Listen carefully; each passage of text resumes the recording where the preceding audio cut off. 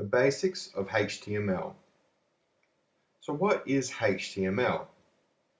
HTML stands for Hypertext Markup Language, and it is the basis for all things web. HTML is an essential language for any web developer or programmer. What does a HTML file contain? A HTML file contains a document type declaration, a head, a body,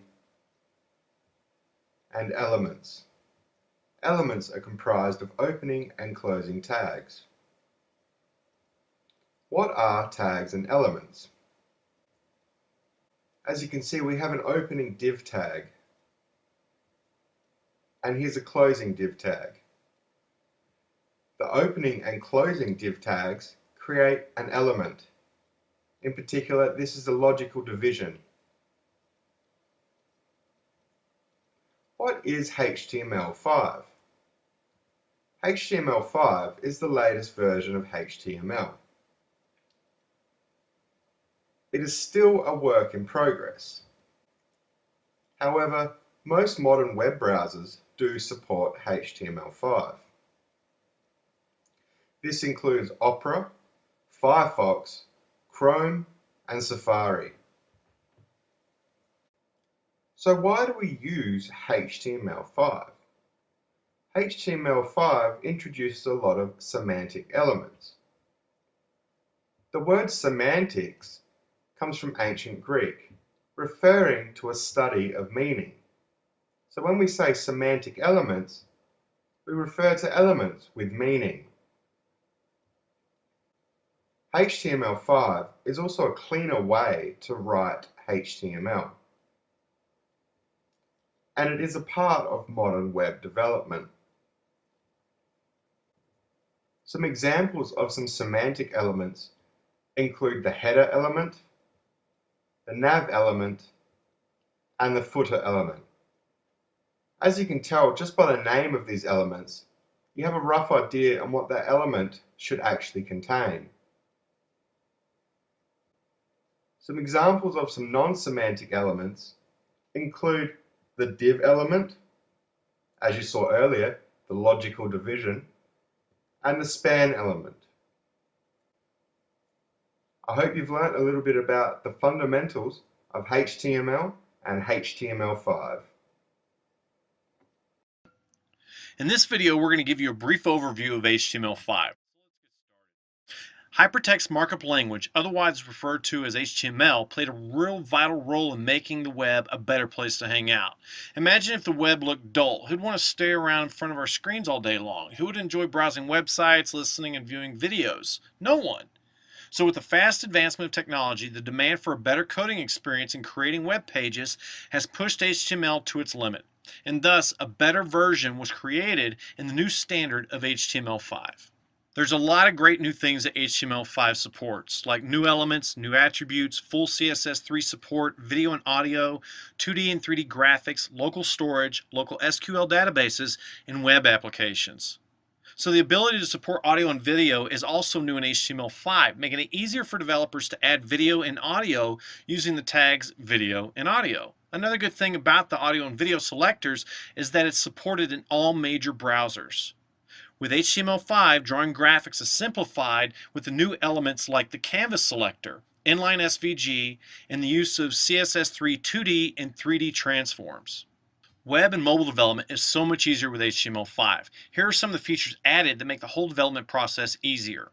Local data storage, which allows a web page to store information locally within the client browser, similar to how cookies were used in previous versions. Also, local file access. The use of local SQL databases. Application caching that allows a web application to be accessible without an internet connection. And finally, HTML5 web workers that allow JavaScript to run in the background without affecting the performance of the page. Ideally, semantic elements should describe their purpose clearly, making it easier for developers to understand. However, there are tags that don't have any meaning like the div tag. So we would commonly use IDs or declare class names such as div, class equals header to the div tags to give meaning to it. But now in HTML5, new semantic elements were released to convey clearly the purpose of those elements. Here are a few examples of the new elements in HTML5. Header for the header, footer for the footer, section for wrapping content in a section, nav for menu navigation, article for placing your main content, and aside for creating left and right sidebars. Along with these new elements, there are also new form elements, new attributes, new input types, and automatic validation. With the new HTML5 combined with CSS3, creating some cool effects is much easier with these new elements. New selectors, new properties, animations, 2D and 3D transformations, rounded corners, shadow effects, downloadable fonts, and much, much more. So there you go. I gave you a brief overview on what's new in HTML5. There's a whole lot more of the new stuff in HTML5 to cover, so in our next video we'll walk through all the new elements in HTML5. See you there. To start developing in HTML5, we'll need a browser that actually supports HTML5. So let's go ahead and download Google's Chrome browser.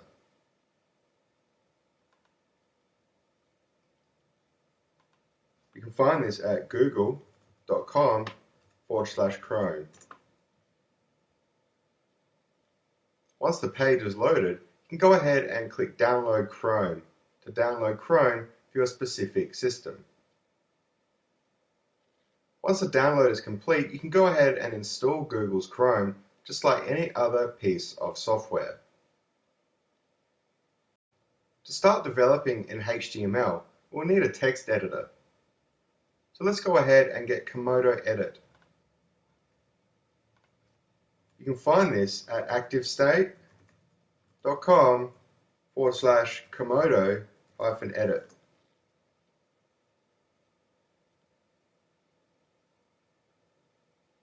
Once the page is loaded, we'll go ahead and click Download Now. This will take us to the download page. Then you can select the Download Komodo Edit to download the latest package for your specific system. Once you've downloaded Komodo Edit, you can go ahead and install it just like any other piece of software.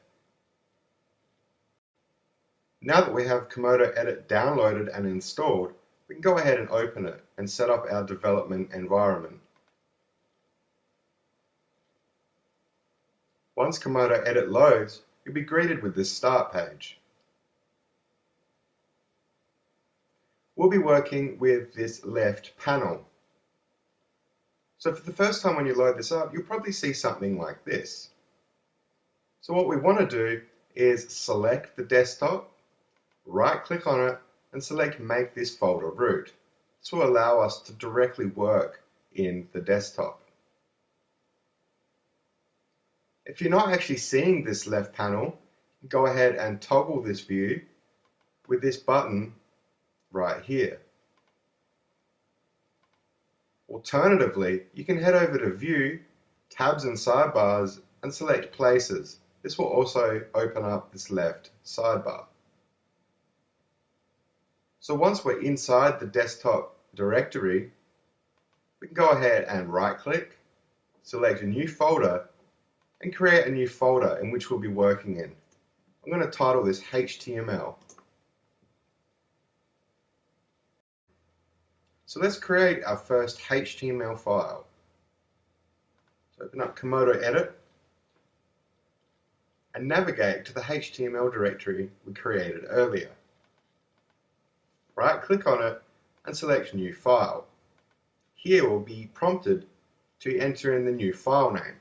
I'm going to call this structure.html. Notice that most HTML files actually require the .html file extension.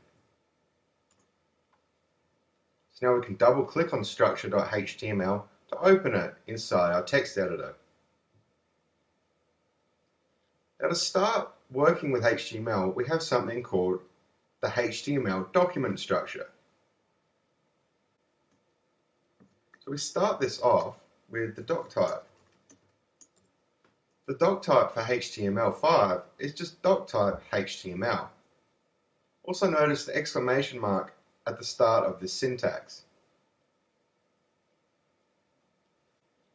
The document type for earlier versions of HTML, including HTML 4.01 and XHTML, required quite a large document type. It was actually kind of confusing for new developers. In HTML5, the document type is actually just HTML, doc type HTML. This is part of the beauty of HTML5 and its simplicity. So now we go ahead and create our opening and closing HTML tags. This will contain our head section and body section of our HTML. Then we create our head, and inside the head we put a title. This will be the title of our web page. This doesn't have to be the same as the actual HTML file name. But I'm going to go ahead and stick with the naming convention we have and call it structure. Then we have our body. Inside the body is where we put content that we would actually want rendered in the browser. In the head, we put things such as internal and external, scripts and style sheets, meta tags, and the title. As you've noticed, when I've typed this out, Komodo Edit has actually indented certain elements. This is a part of good coding practice. It allows us to easily navigate our HTML and read it efficiently. So as you'll notice, this head section is inside our HTML, so therefore we have indented the head section one tab space. And as the title is inside the head section, we've indented that one additional tab space. So when we start to add content in our body, we'll actually start one tab space in. This is a part of good coding practice and will help you become efficient with writing HTML. So now that we have our HTML5 document structure, let's take a look at it in the browser. So go ahead and save this. Click on the little arrow on this preview button. And from the drop-down menu, select Google Chrome to open it up in our Google Chrome browser. Then select Preview. This is our HTML5 document structure loaded up in the web browser. And as you can see, there's absolutely nothing on this page. It's a blank canvas. So let's take a look at outputting some text to the browser. Just type in "Hello World." Go ahead and save this again and open it up in our browser once again. As you can see, we have the "Hello World" text output to the browser. I hope you've learned a little bit about the HTML5 document structure and how to actually output text to the browser. In this video, we're going to take a quick look at something called the DOM. The DOM is the document object model, and it's basically a structured representation of the document that's actually loaded in the browser. So to demonstrate this, let's just type in some plain old text, "Hello World." And now that we have that, let's go ahead and save our file, then take a look in the browser.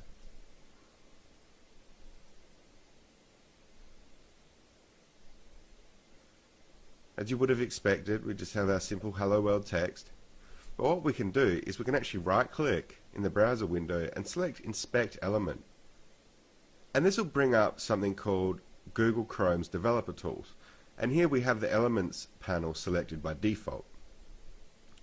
Under the Elements panel, this is basically the DOM, the document object model. Here we have a structured representation of the document that's actually loaded into the browser.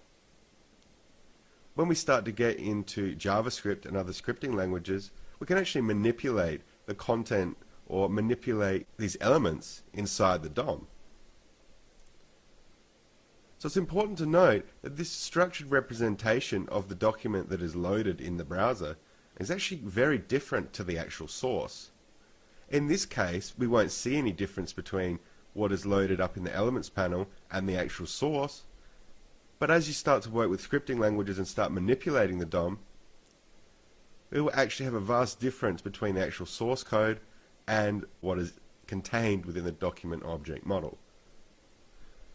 So to give you a brief overview of what I'm talking about, we can actually right click and go view page source as well.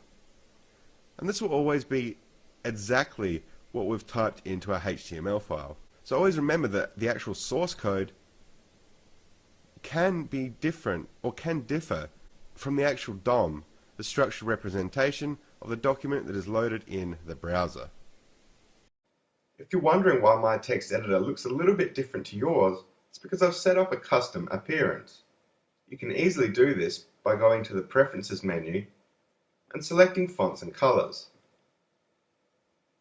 You can go ahead and select a predefined color scheme and make a few changes to make it your own. You can start off by changing the font size to something a little bit easier to read, and then you'll be prompted to enter in a new scheme name. I'm going to call this Custom 5, as I have a few custom appearances already set up. Then you can head over to the Language Specific tab and make sure you've got HTML5 selected. Also make sure the element type selection is set to tags, so then we can change the color of the actual HTML tags. So by selecting the foreground color picker, we can actually change the color of these tags in the editor. You can also make a few other changes if you like. So now that we have our new custom appearance set up, go ahead and click OK, and the settings will be applied. If you've been wondering why my tags have been closing themselves, and by that I mean if I type the opening tag, the closing tag will be automatically created for me. This is a feature of this coding environment, Komodo Edit. It is important to be able to type out the opening and closing tags manually to help you get a grasp of HTML. But as you progress and become fluent in HTML, you might find the need to use this autocomplete feature. So we can go over and turn this off by selecting Preferences, Code Intelligence, and down the bottom, automatically insert end tag when typing start tag in HTML and XML documents. We go ahead and turn that off and select OK. Come back in and start typing the div tag and close it. You'll notice that the closing tag has not been provided. We manually type this in, and that is a part of good coding practice. So I do recommend that you manually type in your opening and closing tags.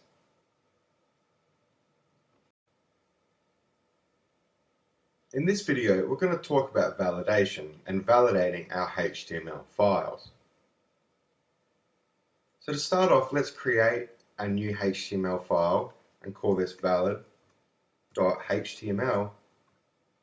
Double clicking on it, and now we're going to go ahead and type out our document structure, which is doc type, HTML, our opening and closing HTML tags, our head, opening and closing tags, our title, we're going to give this a title of valid, HTML, and then we have our body. So now that we have our structure, let's just add some simple text to the body of our HTML file.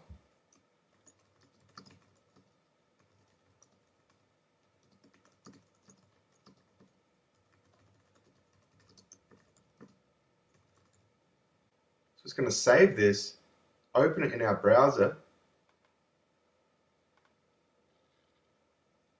and notice that it's just some text output to the browser as you would expect. So now what we're going to do is we're going to head over to validator.w3.org. This is the W3C markup validation service.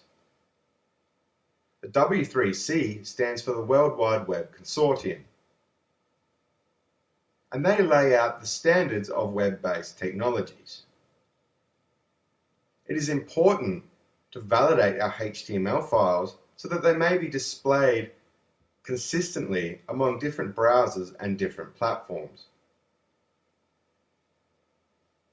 So let's start off by using the Validate by Direct Input feature. So we'll go ahead and select our HTML contents, copy these, Command-C on the Macintosh and Control-C on Windows, and go ahead and just paste this into the text area provided. Command-V on the Macintosh and Control-V on Windows. And we're just going to go ahead and click Check. This will attempt to run our HTML through the validator. As you can see, this document was successfully checked as HTML5, and that is exactly what we want. However, we should pay attention to these 3 warnings. Our result is passed with 3 warnings. So let's check out these 3 warnings and see what they are.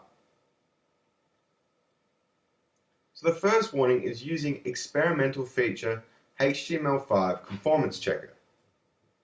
This is basically saying that while HTML5 is still a work in progress and is not set in stone, this validator for HTML5 may be slightly unreliable and maybe not up to date. So while HTML5 is not set in stone, we will always have this warning. But that's okay. So now moving on to the bottom 2 warnings. No character encoding declared at document level, and using direct input mode, UTF-8, character encoding assumed. Now it looks like these 2 warnings are relating to the same thing, something about character encoding. So let's head back over to our HTML document and let's add some character encoding. We'll be using the character set UTF-8. By setting the character set of our HTML file, this will guarantee that we won't have any invalid characters rendering in the browser. So let's go ahead and add our character set. We can do this with the meta tag. Meta char set equals, opening and closing double quotes, UTF-8, and then close it just like that. We've just added the character set to our HTML file. Go ahead and save this and take a look in the browser and see if it's made any real changes to our text that is being output to the browser. As you can see, it is exactly as it was before. It has not made any changes. So let's run this through the validator once more, but this time let's use the file upload facility rather than the direct input facility.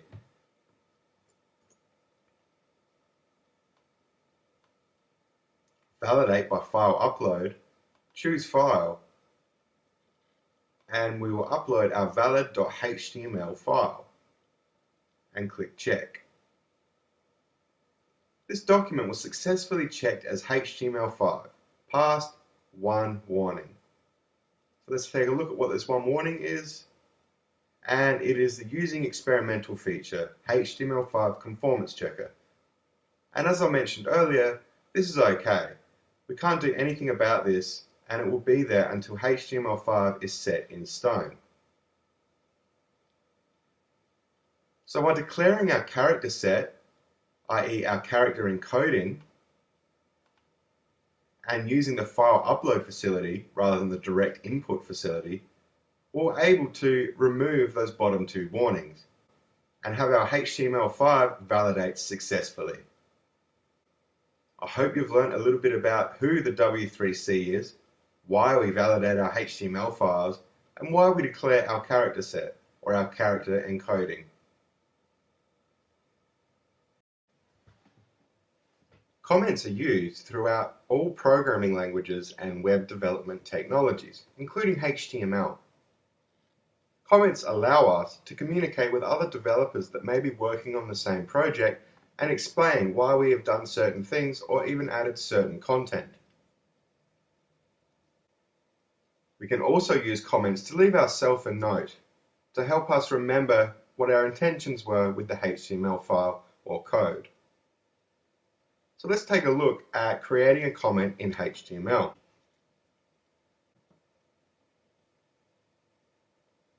So let's create a new HTML file. We'll call this comments.html. Double click on it and create our document structure. Doc type, HTML, our opening and closing HTML tags, our opening and closing head, the title, we'll call this comments in HTML, and don't forget our meta tag, declaring our character set or our character encoding. UTF-8, and then our body. So a comment in HTML looks exactly like this. The less than sign, an exclamation mark, followed by 2 hyphens. Now we can actually write the contents of our comment. To close the comment, we use 2 hyphens and the greater than sign, simply like that. I'm just going to put some text above this comment. Now I'm going to go ahead and save this and preview it in our Google Chrome browser.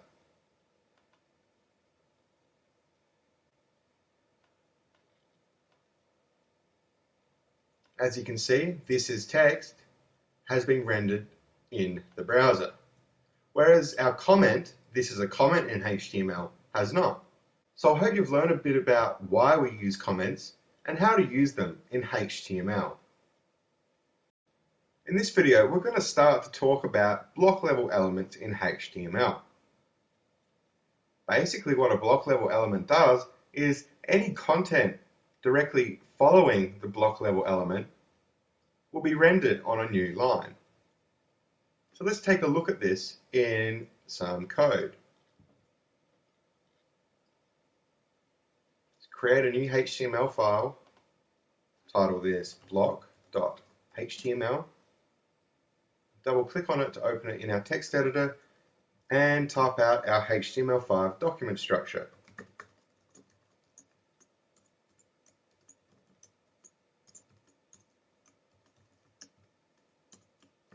Our meta tag for the char set, our character encoding, UTF-8, our title, and we're going to give this a title of block level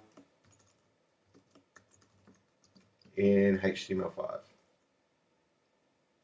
go ahead and make sure this is properly indented. The title tag should be in line with our meta tag, as they are both inside the head section. And then our body. Right, so now we have our HTML5 document structure. We can create some block level elements. The most common block level element is a logical division, denoted by the opening and closing div tags. This creates a div element, or a logical division. Logical divisions are used commonly in HTML as they allow us to break up our HTML document into different sections and segments.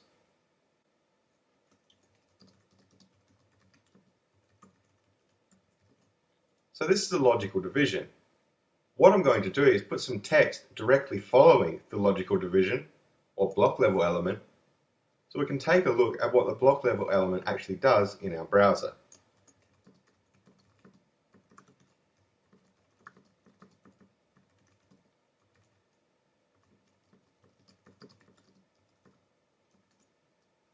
I'm going to go ahead and save this and preview it in our browser. As you can see, we have 2 lines of text.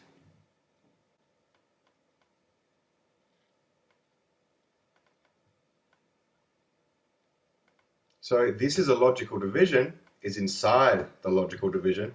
This text directly after the logical division on the same line is directly following the logical division. So as you can see, the content following the logical division will be rendered on a new line.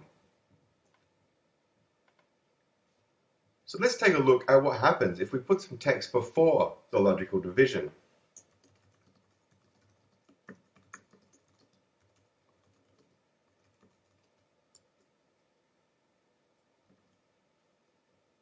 Save this, preview in our browser,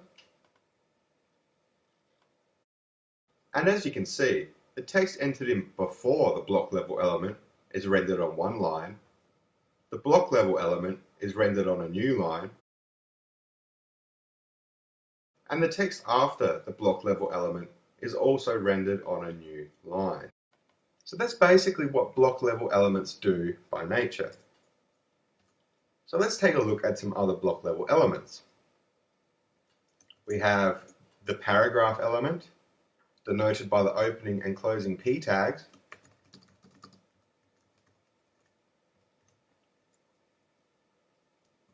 We also have a horizontal rule, which looks exactly like that. It looks a little bit different to the other elements or tags that we've seen recently, as this doesn't have its own closing tag. In earlier versions of HTML, we would have had to have done something like this. But as of HTML5, this is a valid horizontal rule. We also have lists. We have two kinds of lists in HTML, an ordered list and an unordered list. An ordered list is denoted by the OL opening and closing tags. Inside a list, we have things called list items, denoted by the LI opening and closing tags.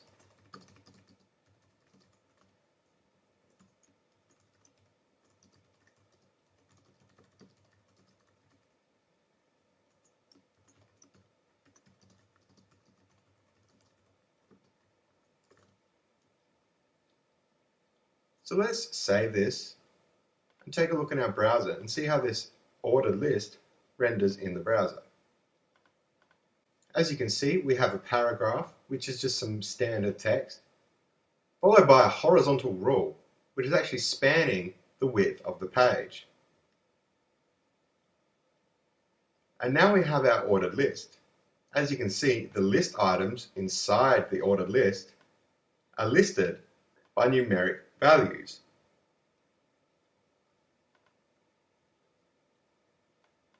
Let's take a look at the other kind of list in HTML. The unordered list, denoted by the UL opening and closing tags. And just like the ordered list, the unordered list also has list items.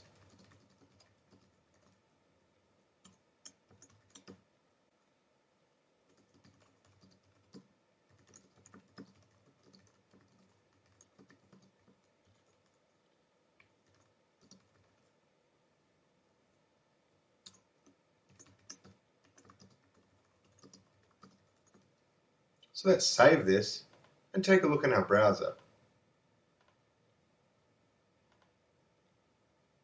As you can see, the unordered list is listed by dot points, or bullets if you like.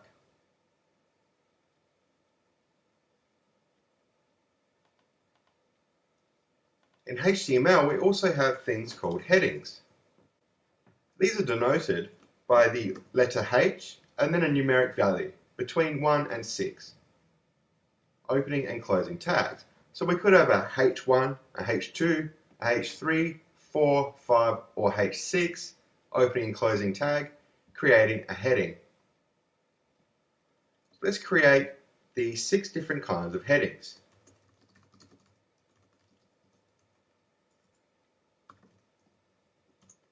A level 2 heading,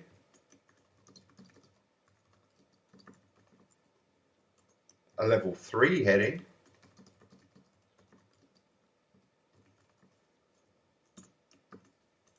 level 4,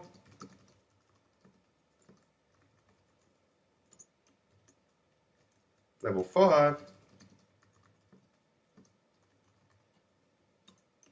and finally level 6.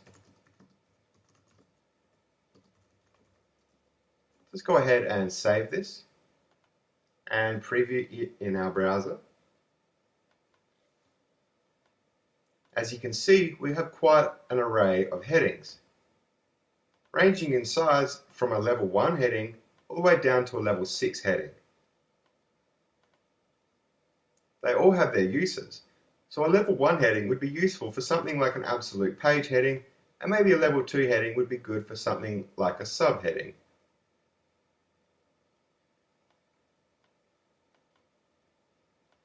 These are all block level elements, so they all do the same thing by nature, as I explained with the logical division.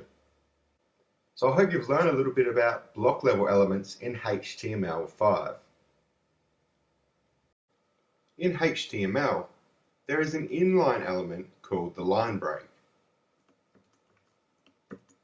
It's kind of like the horizontal rule in the way that it doesn't have a closing tag.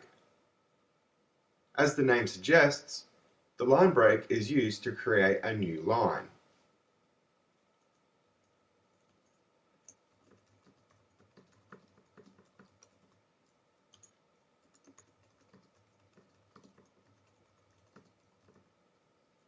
Let's save this, preview it in our browser, and there you go. That's exactly what a line break does. It creates a new line. So we have 2 lines of text. So now in HTML, some people like to overuse the line break. We can get almost the same output by using the paragraph tags, creating a paragraph element.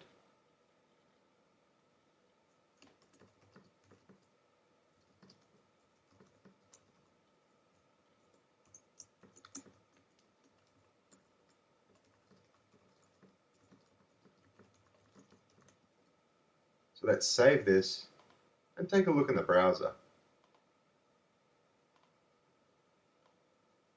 As you can see, we have relatively the same output, but the paragraph element has quite some spacing in there compared to the line break, which just creates a new line.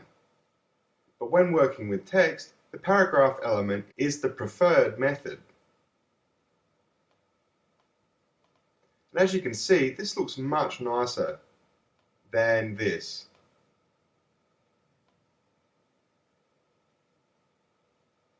So another thing I want to talk about is actual spacing that gets rendered in the browser. So I'll demonstrate this by creating a new paragraph element.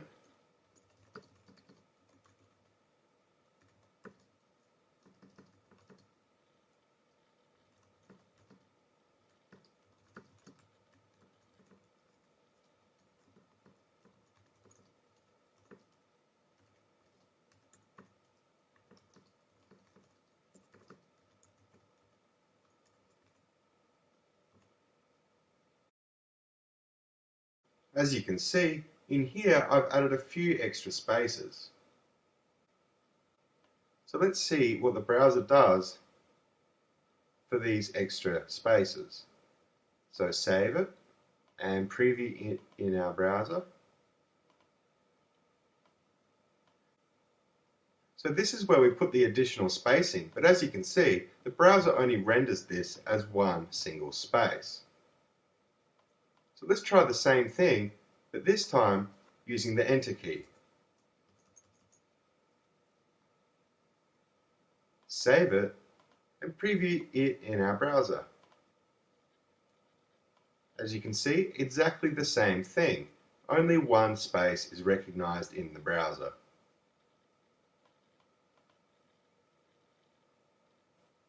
However, we can use the HTML entity for non-breaking space. This allows us to add in additional spacing where needed. So I'll show you this in action.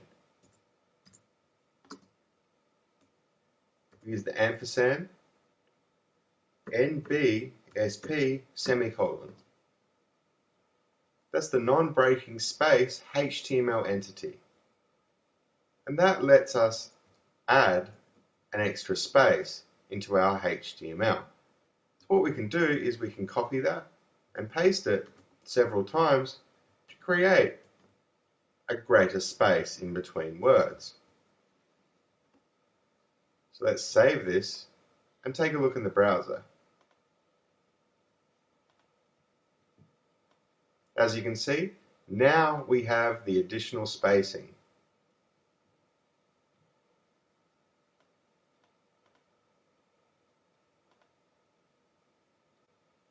I hope you've learned a little bit about the inline break element and spacing in HTML.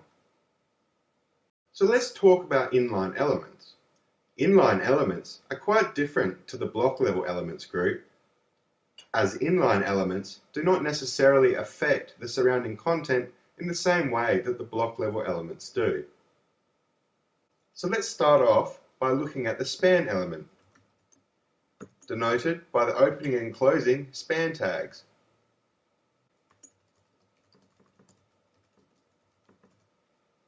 And I'm going to add some text after the span element.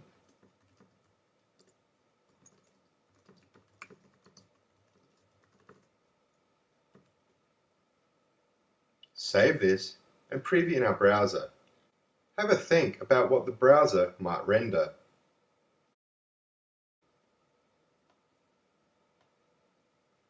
As these are inline elements, they are essentially in line with the content that is not a block level element. So by that I mean we have an inline element and then we have some text after the inline element.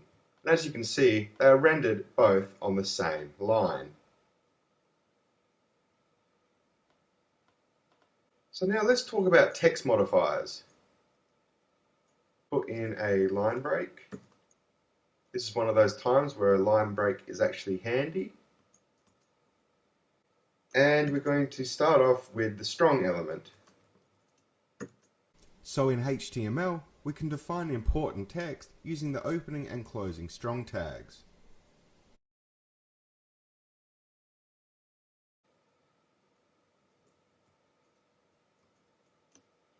We can also use the emphasis element to render text with emphasis.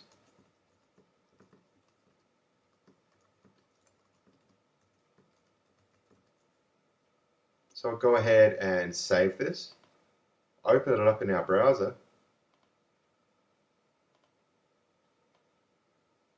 and as you'll see, this is some strong text, which would be inside the strong element, is being rendered as bold text, and this is some text with emphasis, which would be inside the emphasis element, and it is being rendered with italic text.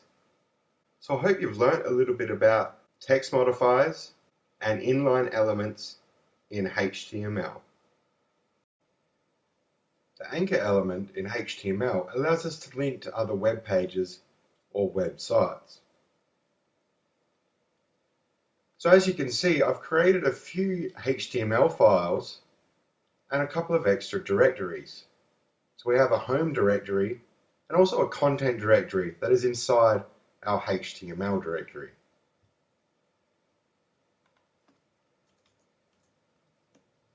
The anchor element is denoted by the opening and closing A tags. This will render useless until we pass in the href attribute. And href stands for hypertext reference. It is in here that we pass in either a relative or an absolute file path or URL. So let's take a look at an absolute URL linking to Google's homepage. http://google.com. Now in between the opening and closing A tags, we put in some text that will make up the link.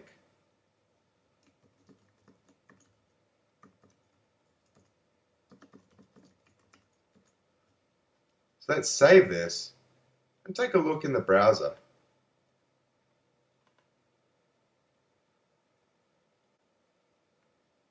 So if we go and click on this Go to Google's homepage link, it'll take us to Google's homepage.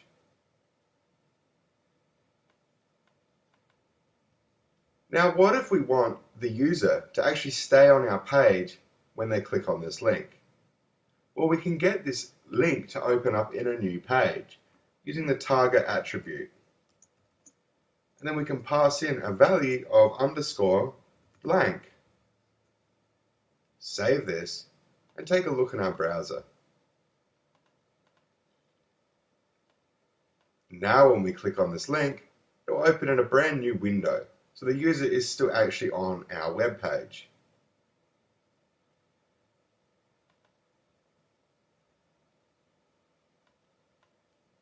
So now let's take a look at using some relative file paths or URLs for the href attribute.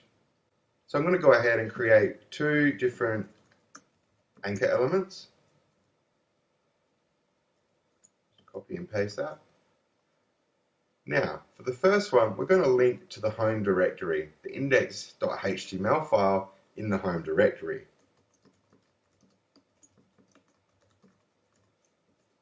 And the second one, we're going to link to the content directory.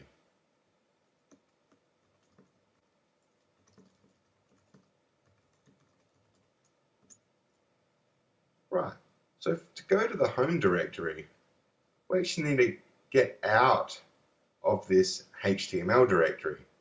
We're currently in this index.html file and we are in the HTML directory. So what we want to do is get out of the HTML directory and then go into the home directory, and then reference the HTML file that we want to use inside the home directory. So to do this, use two full stops, a /, and then we can locate the home directory and then reference the HTML file that we want to link to. So this is essentially saying get out of the HTML directory, go into the home directory, and then load up the index.html file. If we want to link to the content directory, which is inside our HTML directory, our current directory, we can just use the folder name or the directory name.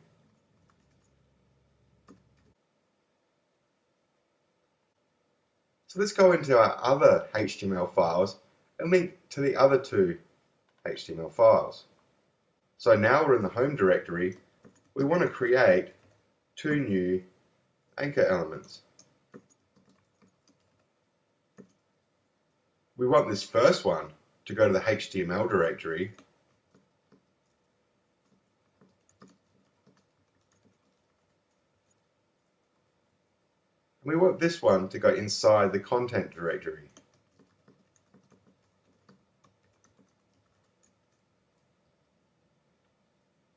So to get back into the HTML directory, we simply go back one, because as you'll notice, we're inside the home directory, so we want to get out of the home directory. We want to go into the HTML directory. So we'll type in HTML, then we can reference the file name once we're in the HTML directory. To go to the content directory, we first need to get out of the home directory.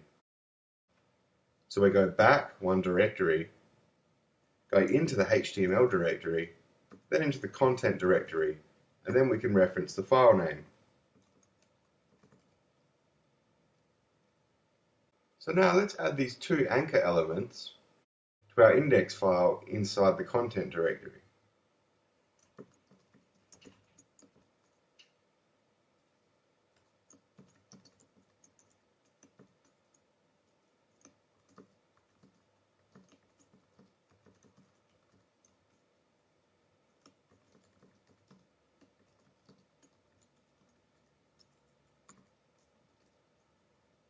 So right, to go to the home directory, this time we need to go back twice.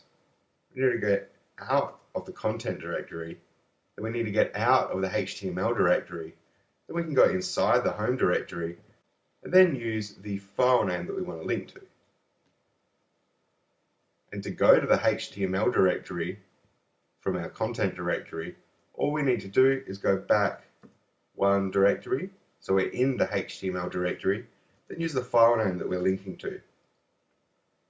Just like that. Let's go ahead and save all 3 of these files. and preview it in our browser.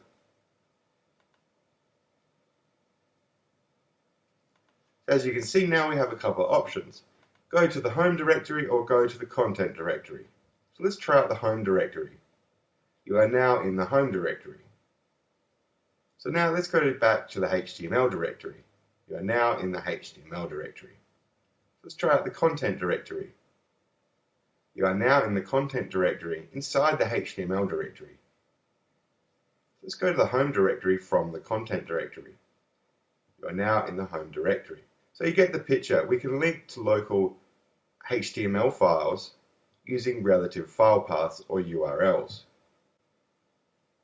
So as you may have noticed, when I typed in the absolute file path for Google's homepage, I actually had to pass in the protocol.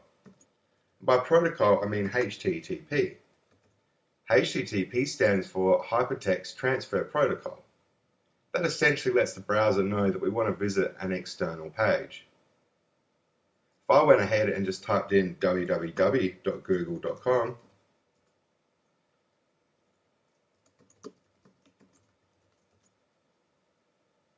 go ahead and save this, and we'll try it out in the browser, and we'll see what happens.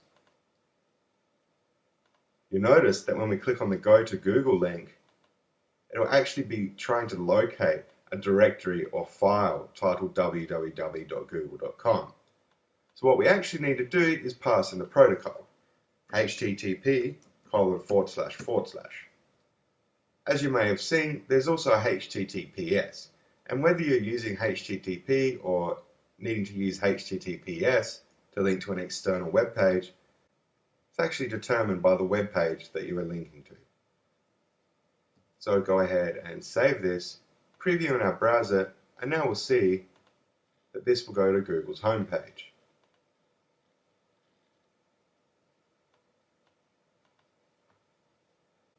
When dealing with anchor elements, another important attribute is the title. In here we can enter in content, so when the user hovers over our link, a little bubble will pop up and actually render the content that we've entered into the title attribute.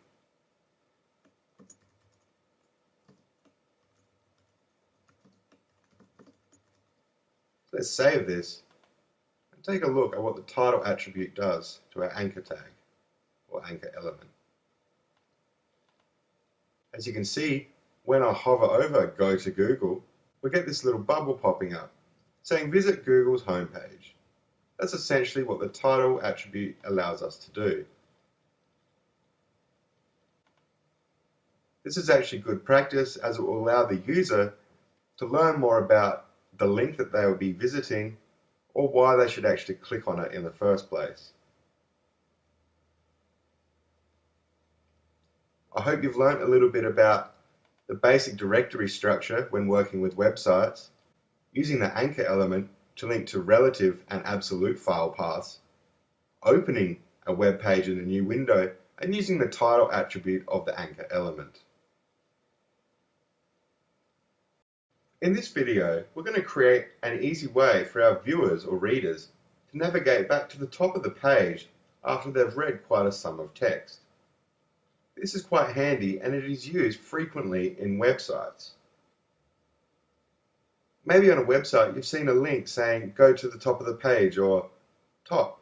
You click on it and you're sent to the top of the page. That's essentially what we will be doing. So to get started, let's open Komodo Edit and create a new HTML file. Title this page-anchor. Double click on it to open it in the text editor. So let's start out by typing out our HTML5 document structure.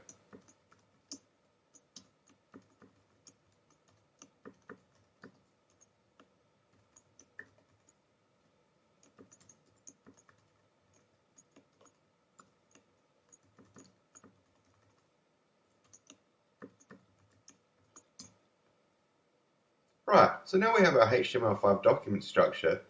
Let's create a heading. So using a level 2 heading.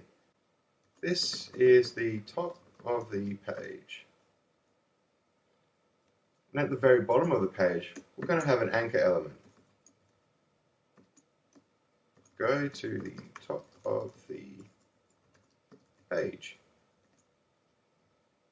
So what we need to do to be able to reference the top of the page, or this level 2 heading, which we'll be using as the top of the page, we need to add in an ID.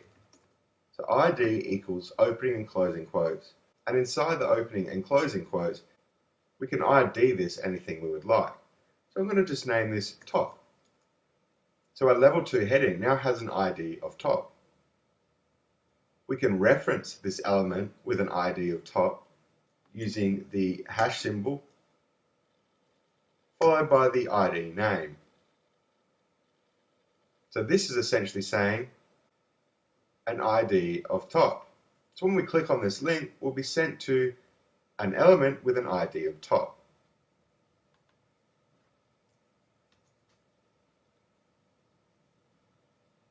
So now we need to generate some text. So we're going to head over to lipsum.com. That's lipsum.com. And this is the home of lorem ipsum. And that's pretty much the go-to dummy text of the web. It's very handy to use for such things as placeholders when you're working with a web page and you need some placeholder text. So I've just generated 10 paragraphs of lorem ipsum. So then we can go ahead and highlight it, then copy it, and head back over to our environment. And in here, I'm just going to paste in all of that text. Just make sure we indent our text as per good coding practices and for easy readability.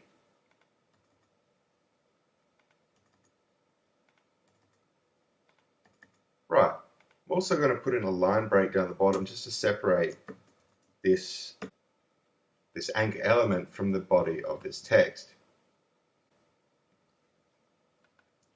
So now let's go ahead and save this and open it up in our browser and check out what we've done. As you can see, we have a normal level 2 heading.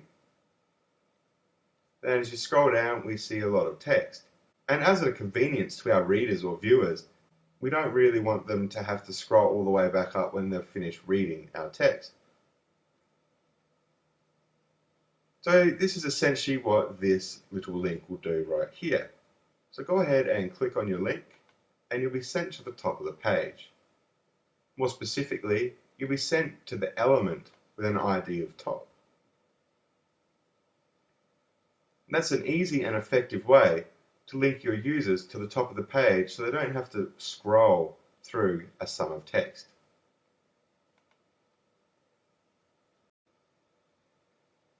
In HTML, using images is very important.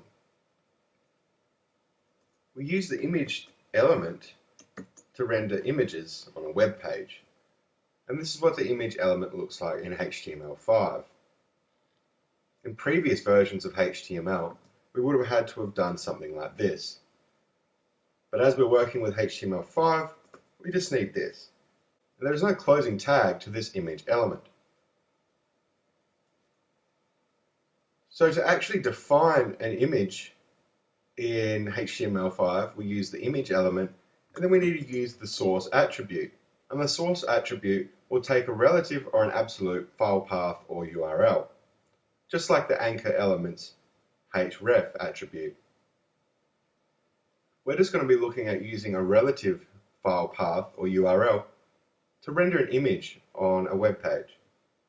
So as you can see, I've already procured a guinea-pig.jpg image, which is an image of a guinea pig, and the URL is here if you would like to go and download that image and use that yourself. So, as the image is in the same directory as our current HTML file, we just use the file name like this.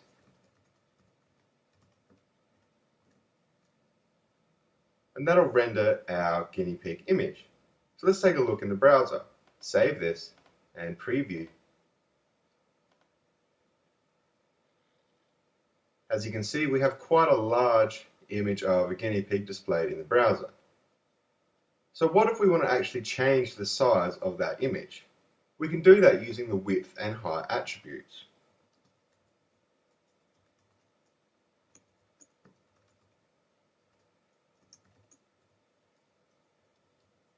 The width and height attributes take values in the form of pixels. So for the width, I'm just going to write 300, which will mean 300 pixels. And for the height, I'm going to give it a height of 350, which will be 350 pixels. So let's save this and take another look in the browser.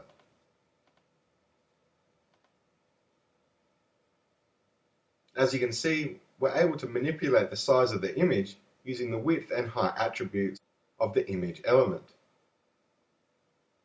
So an important thing to note when working with images in HTML is the alt attribute. This refers to alternate text. We can put in text here that will render in the case that the image itself cannot be rendered. A good example of this is Google's search engine.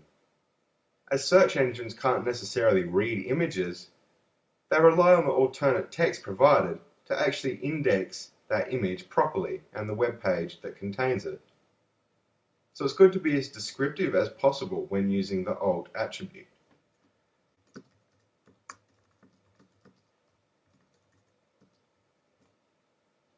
So let's save this and take a look in the browser again. As you can see, nothing has actually changed. We've still got our image there. But in the case that our image was not able to be displayed, we would have our alternate text displayed instead.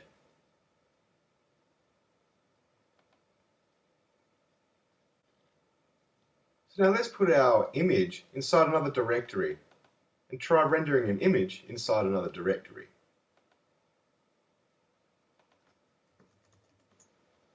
Put this images directory inside the HTML directory, then move the image inside the images directory. So now that our image is actually inside another directory, just like we would with the href attribute of the anchor element, we can just change the file path or the URL to actually locate the images directory and then the image inside that directory.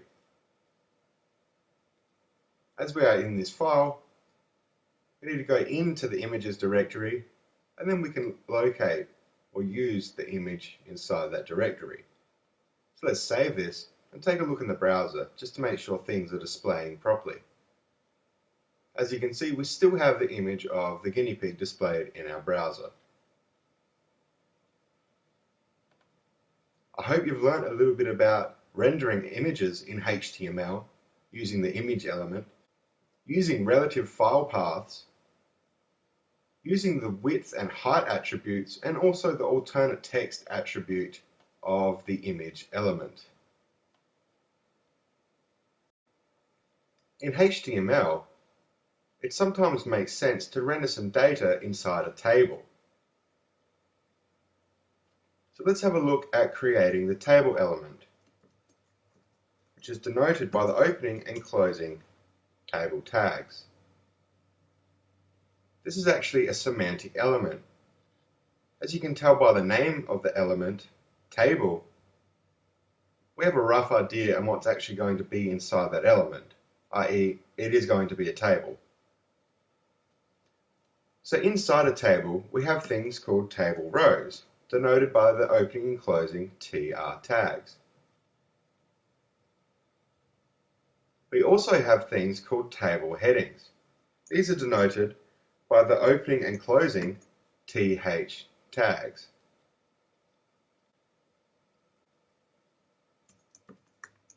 We also have the opening and closing TD tags defining tabular data. So let's create a table of 3 by 3. So we're going to have 3 rows and 3 columns. Let's just make that third row now. Creating our table row and defining our tabular data. So now we have 3 rows. So let's create our other 2 columns. Each column is going to have a table heading.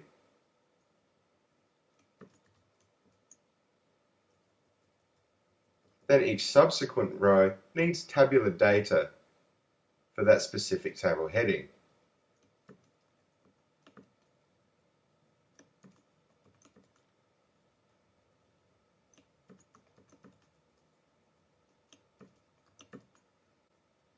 So this might look a little bit confusing right now. So what we can actually do is break this up so it's easily readable.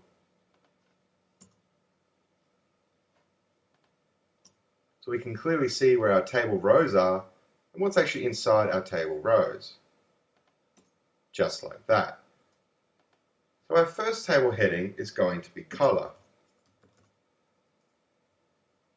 Our second table heading will be width. And our last table heading will be height.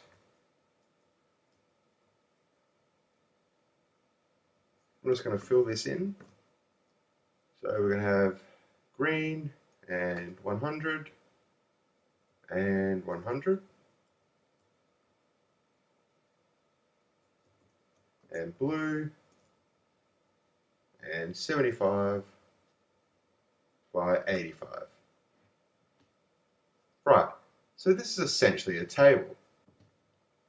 In HTML5 we also have the caption. This is defined with the caption opening and closing tags. In here we can put some descriptive text or a caption of our table.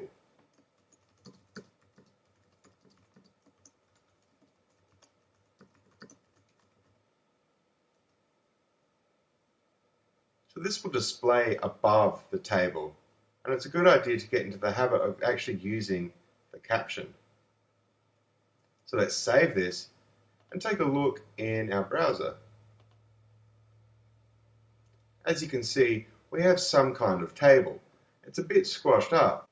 So let's add some borders to our table cells. We can do this by using the border attribute of the table element.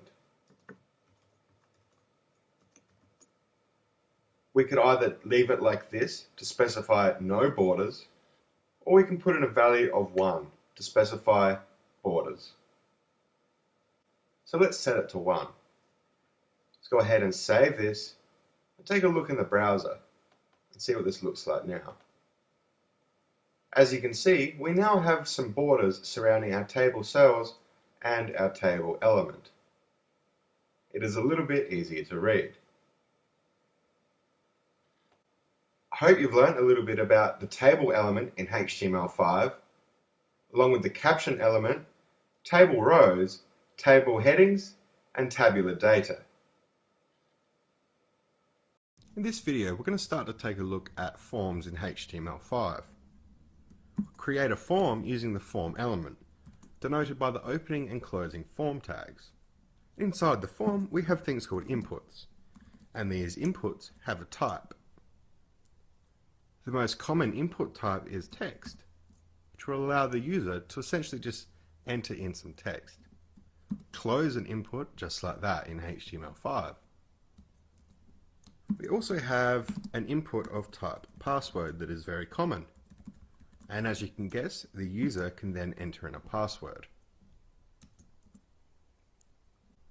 We also have an input of type submit. And this is important as it renders a button and allows the user to click on the button to submit the form.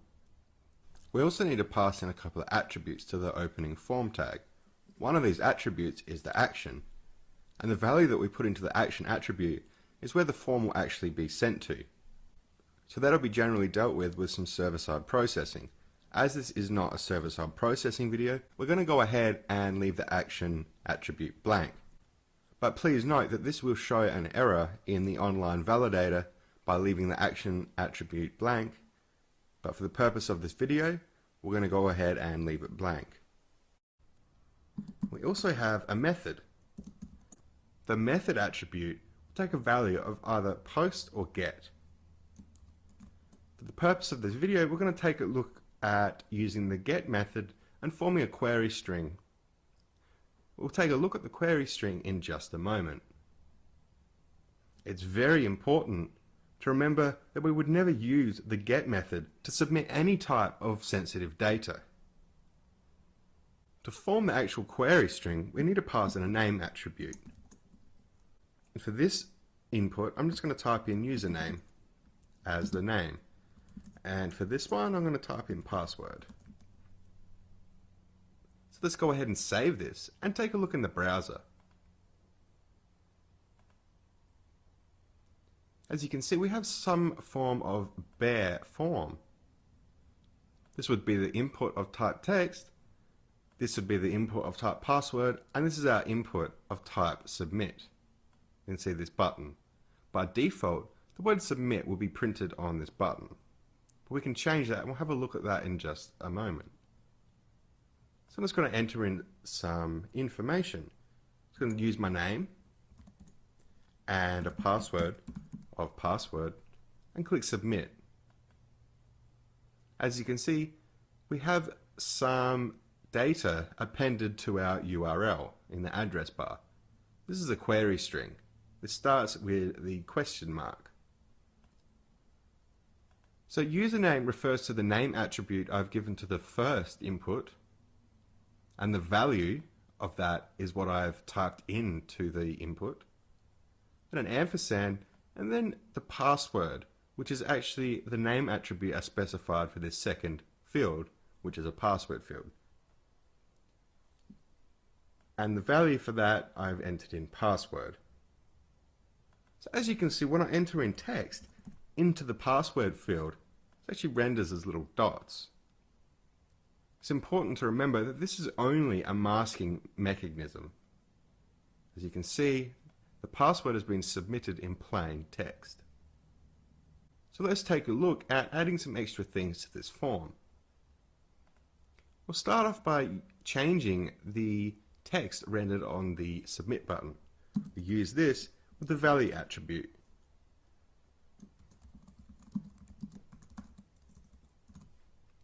Submit the form will now be rendered on that button rather than the standard default of submit. Just take a quick look at this in the browser.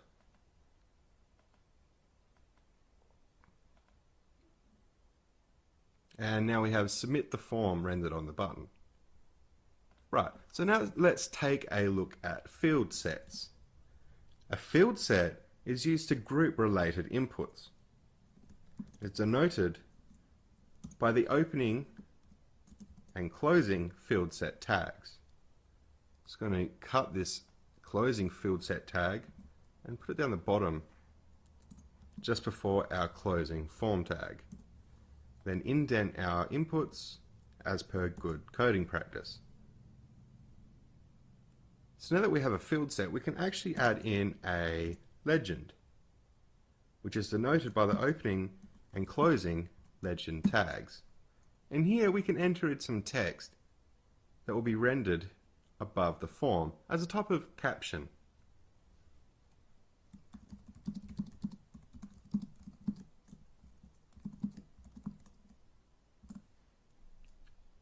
So let's go ahead and save this. Just take a look in the browser and see what this actually looks like now. As you can see, we now have some kind of border surrounding our form and a caption that's kind of embedded in this border. So now let's make our form a little bit nicer by adding in some labels. Labels are denoted by the opening and closing label tag, and the label takes a for attribute. And this for attribute must match an ID of the input that we are using the label for. This will make more sense in just a moment. So for the for attribute of this label, I'm going to type in username. Then I'm going to add an ID to this input of username. So this label will be for the input with an ID of username. Then we can enter in some text in between the opening and closing label tags. I'm going to go ahead and do the same for the password.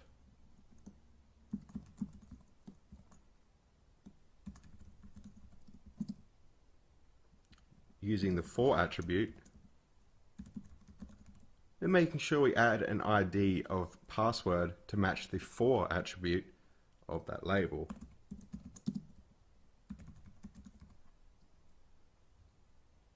So essentially what a label will do is we can click on the label and focus will be brought to the input that the label is for.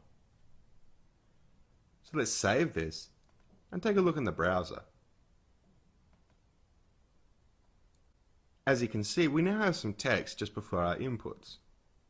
So if I go ahead and click on username, focus will be brought to that text field, and same for password.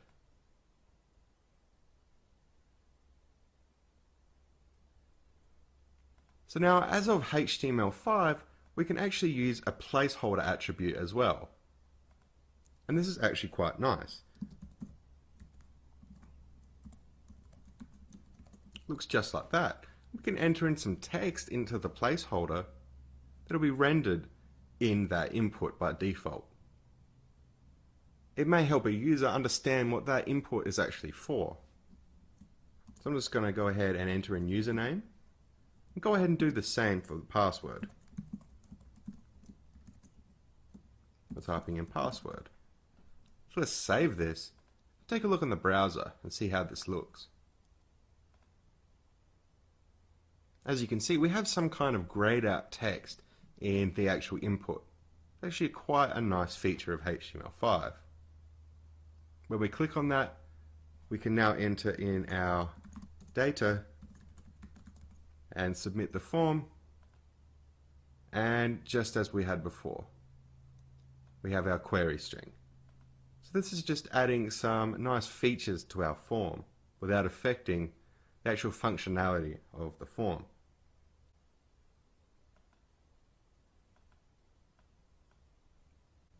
We also have an input of type reset. As you may have guessed, this will allow us, or the user, to click on this button and it will actually clear the form inputs. We can also pass in a value here to change the default text, which would just be reset. We can do clear the form. Let's save this, take another look in the browser. As you can see, we now have an extra button. Let's try this out.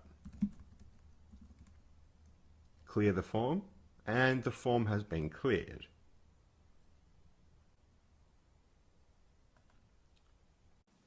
So I hope you've learned a little bit about using forms in HTML5, the field set, legend, basic input types, and labels. In this video, we're going to take a look at setting values for our input types, or our input fields. Let's start off by creating our form with the action attribute and the method, which will be get,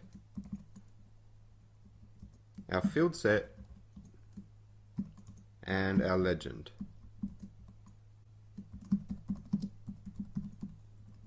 Right, so now we'll create an input of just type text, and we'll give that a name, and we'll give that a name of username, and close it just like that. As you may know, we can pass in a placeholder. So we'll have some grayed out text rendered in the input by default when the page loads. So let's just take a look at what the placeholder does and how it looks in the input.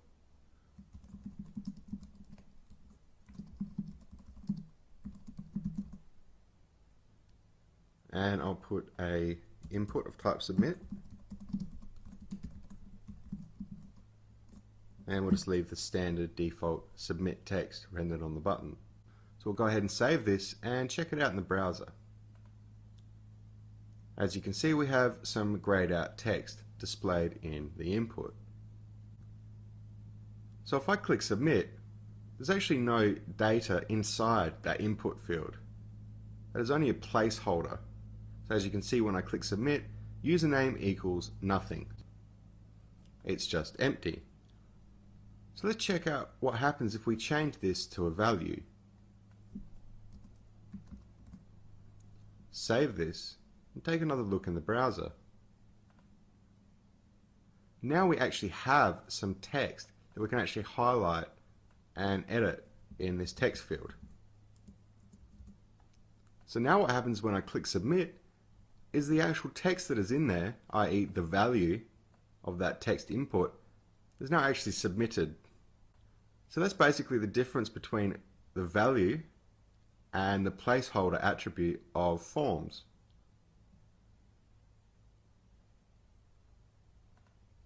So I hope you've learned a little bit about the difference between the placeholder attribute and the value attribute in HTML. In this video, we're going to talk about radio buttons, checkboxes, the select element, and text areas.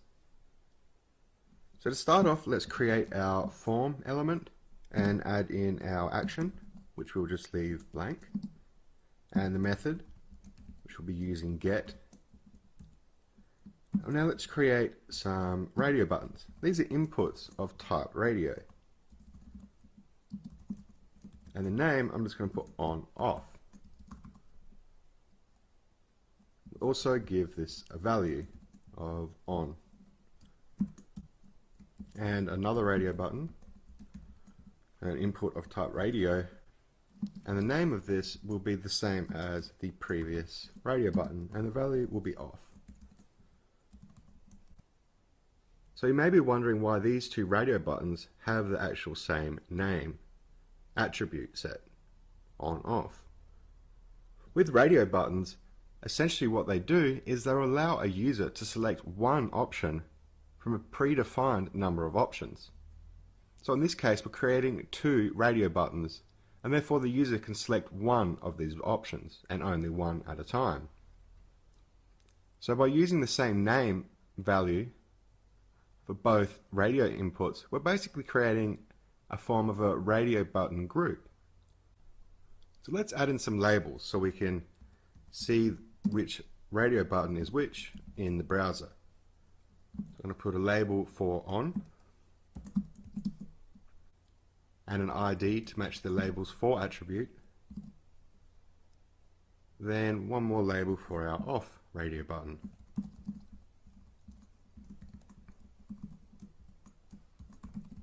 And an ID yet again to match the labels for attribute. Right. So let's not forget to put in our input of type submit, and it's going to change the value of submit the form and close it just like that. So let's take a look at radio buttons in the browser, saving it and opening up the browser. So as you can see, we have our on button and an off button. So I can go ahead and select this on button, but if I go ahead and select the off button, the on button will be automatically deselected.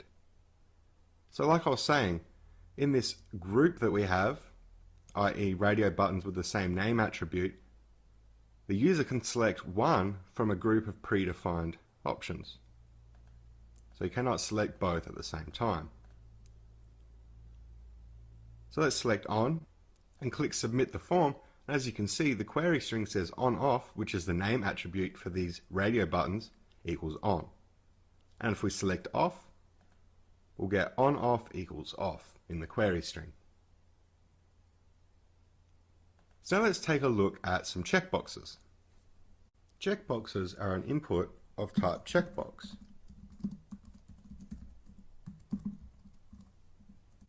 And then we pass in a name. I'm just going to put Twitter. Then a value of yes. Let's create another input of type checkbox and set the name to Facebook. And the value to yes. Right, so I'm just going to add some labels so we can see which checkbox is which in the browser.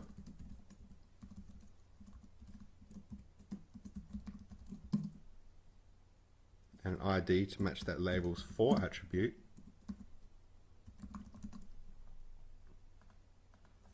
And one last label.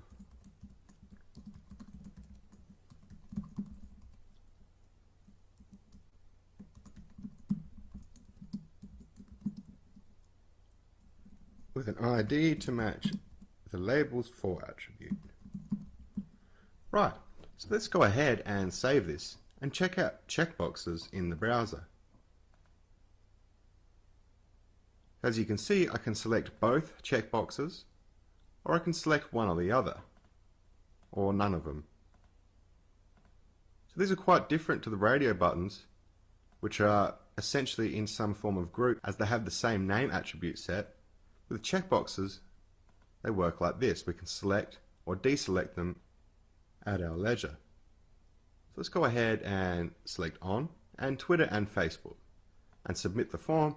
See, on off equals on, that was our radio button, and Twitter equals yes, and Facebook equals yes. So that's essentially how radio buttons work and how checkboxes work as well. So now let's check out the select element. The select element essentially displays a little kind of drop-down list where the user can select some predefined options. So we use this with the select opening and closing tags. We pass in a name to the opening select tag. I'm just going to call this country. Then inside our select element we have options, just like that. And these options have values. So for the first one, I'm just going to give it a value of US and enter in US here. So this will be displayed on our little list item. And an option with the value of AUS for Australia, and one more for the UK.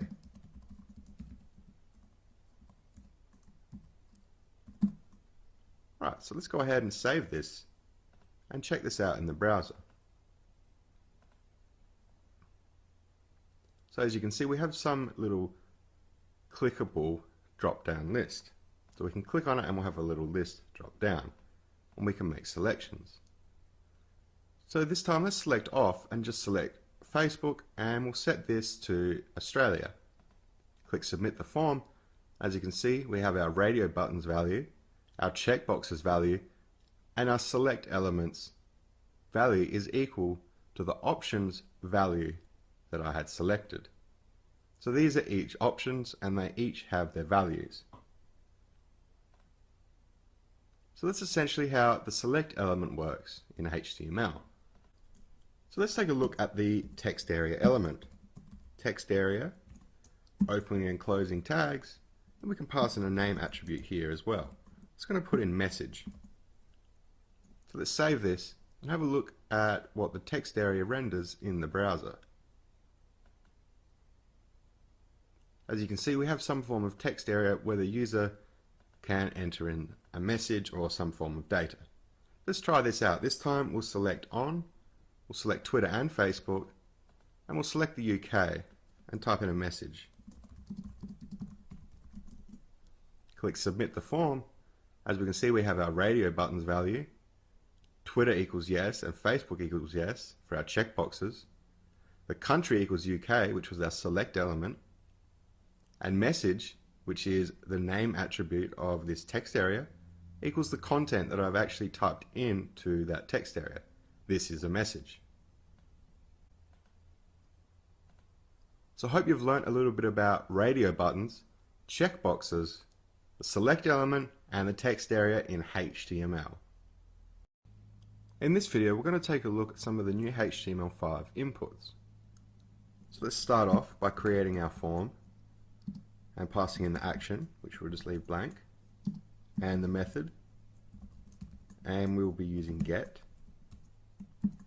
and our field set, and then our legend.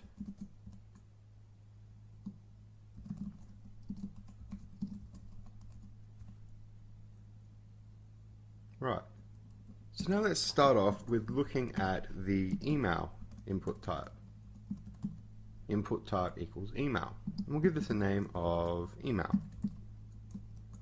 and we'll add in our submit button, an input of type submit. We'll change the text on this button to submit the form and close that just like that. Let's save this and take a look in the browser. As you can see, we just have some form of text input. This is actually an email input. So I can go ahead and just type in my name and click submit the form, and we'll get this little pop-up saying please include the @ in the email address, as it was missing. So if I enter in the @ symbol and click submit the form, we're now prompted to enter in the part following the @ symbol. So I'll just type in example, submit the form, and the form's actually been submitted. Even though I didn't enter in any .com or .net after the actual email address. So that's one fault of the email input type. And it's not 100% foolproof. As we can see, we're able to submit an invalid email address.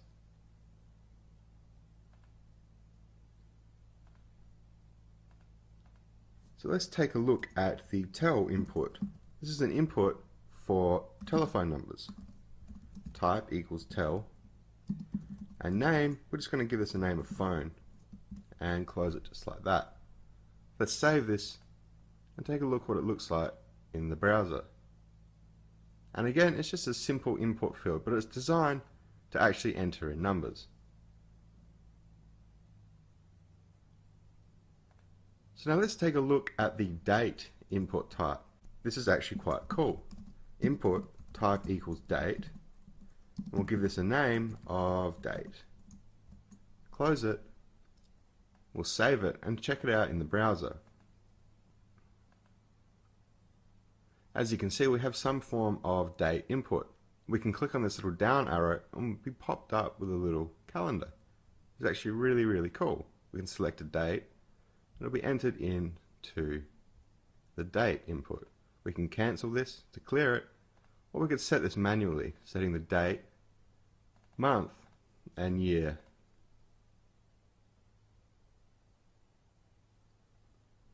So what if we want the user to be restricted in the actual date or time range that they could enter in? So say if we want them to enter in a date in the future and not a date before today, we can actually do that using the min attribute. The min attribute just looks like this. Min equals, then we need to remember the format that the actual date input is in. The year goes first, so we'll say 2013, hyphen the month, then hyphen the day. So we'll go 01. Let's save this and check it out in the browser and see what happens. So now, if I go and select a date before today, I actually can't go back any further. They're all grayed out. I cannot actually do that. All I can do is enter in or select today's date or any date in the future. So that's quite handy. It's important to note that this may render quite differently in different browsers, but this is just how it looks essentially in Google's Chrome. Let's go ahead and type in some data. Type in Ashley at example.com and a phone number of 333 333 333, and we'll select today's date. Click submit the form. As we can see, our form has been submitted. And the format of the date, or the value of the date, is the year hyphen month hyphen day. So now let's take a look at another kind of input. This is an input of type range, and this is very cool. So we'll have a line break just to separate it, then an input of type range. And our input of type range takes a min and a max attribute. We're also going to pass in a name. We're just going to call it scale. So this could be something of a scale of, say, 1 to 10. So let's take a look at how this renders in the browser. As you can see, we have some kind of slider or scale here, ranging from 0 all the way to 10. So I'm just going to enter in some details again,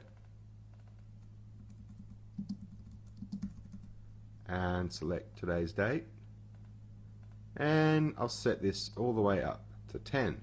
Submit the form, and then we should have scale equals 10.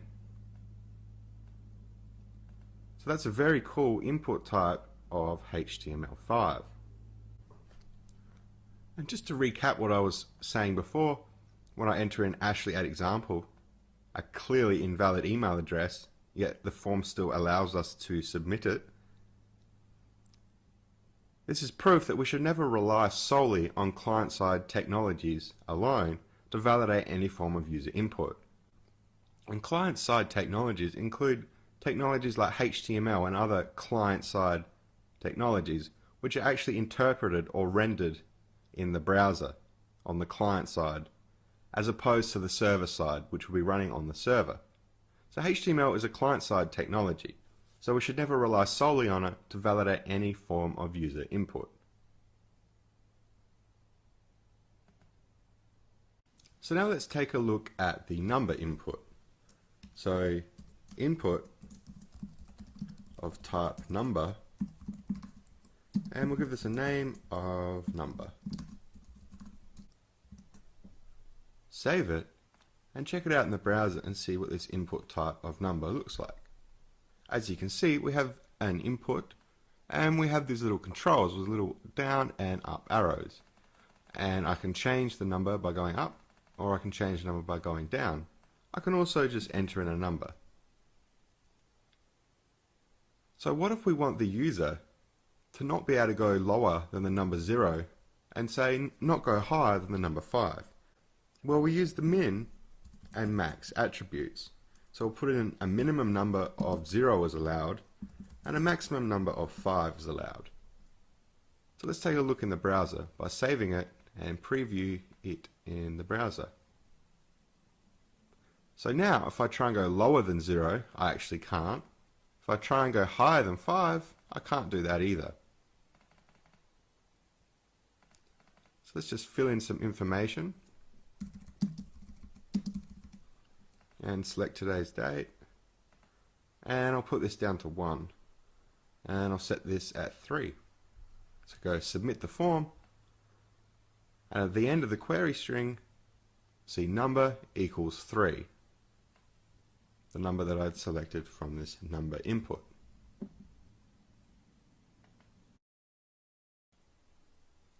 So I hope you've learned a little bit about the new HTML5 form inputs, including the email, tell, date, number and range input types, as well as the min and max attributes. In this video, we're going to take a look at some of the new HTML5 form input attributes. Let's start off with our form, our action, which we'll leave blank, and our method. We'll be using get, our field set,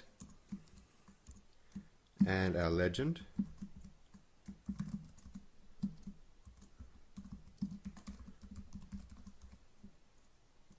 Right, so let's just start off with a simple text input. Give this a name of username. Right, so what happens when we want the user to load up the page and have their cursor already flashing in a specified input?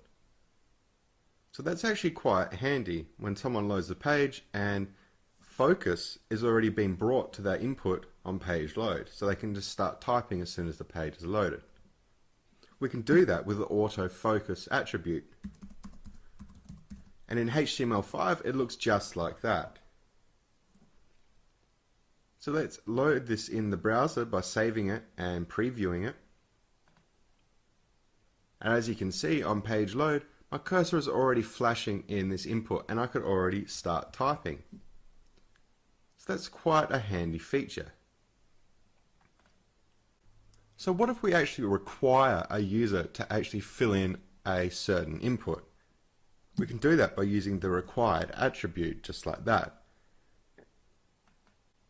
So let's go ahead and add in our input of type submit so we can test out this required attribute. We can go ahead and save this and take a look in the browser. As you can see, our input field still has the autofocus attribute working nicely. So if I go ahead and click submit, I actually get this little pop-up saying please fill out this field. So I can go ahead and type in anything and the form will be submitted.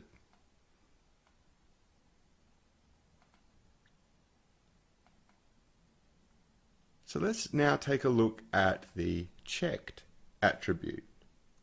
We can use this with either radio buttons or checkboxes. So let's try out some radio buttons first. Input type equals radio.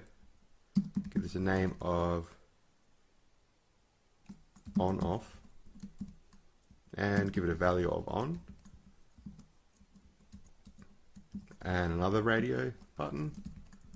Input type equals radio. Name equals on off. And value equals off. And add in some checkboxes. Input type equals checkbox.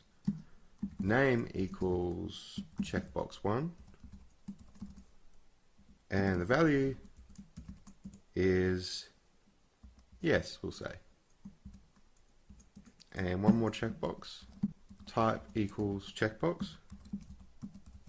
Give this a name of checkbox 2 and a value of, say, no. So now we have some radio buttons and checkboxes. I'm actually going to go ahead and add in some labels so we can actually see which form input types are which.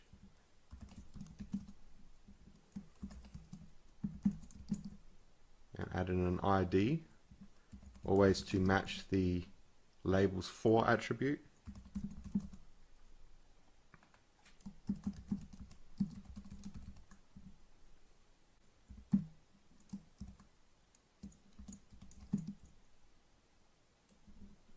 And again, an ID to match the labels for attribute. Just a few more labels.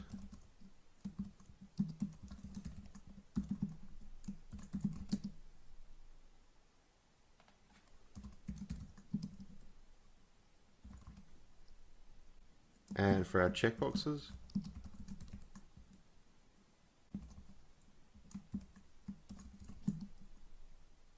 and ID to match the labels for attribute, and one last label.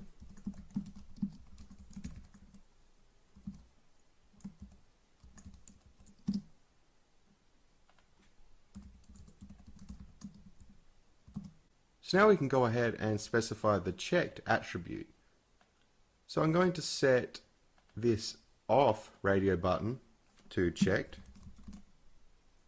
And also, let's set both of these checkboxes to checked.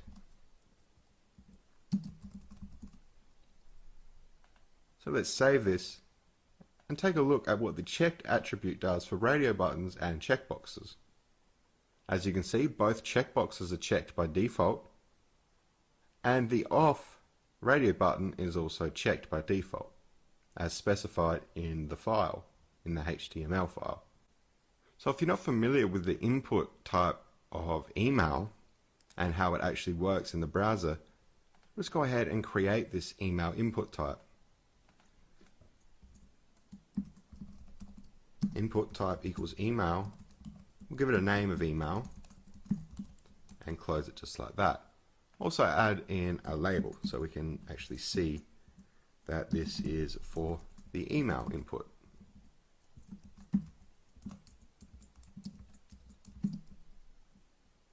And an ID to match the labels for attribute as always. Go ahead and save this and check it out in the browser. So like I was saying, if you are not familiar with the email input type, it is kind of asking for a valid email address, but I could type in something like this, Ashley@example, which is a completely invalid email address, and it will still be submitted. I'll show you what I mean. I'll just enter in some text here as this field is required. So as you can see, I'm able to submit a completely invalid email address. So it's not very helpful. So let's go ahead and change this. One option to change this is actually use an input type of text and using a pattern attribute. The reason for changing the input type to text is that Google's Chrome supports both the pattern attribute and the input type of email, so there'll be a little bit of conflict if we tried to use both. So let's take a look at the pattern attribute and how that works. Basically, we have some opening and closing square brackets, and in there we can pass in the type of letters or numbers that we will allow. So in here I'm going to type in a lowercase a hyphen lowercase z, uppercase a hyphen uppercase z. That's essentially saying we will allow lowercase and uppercase letters.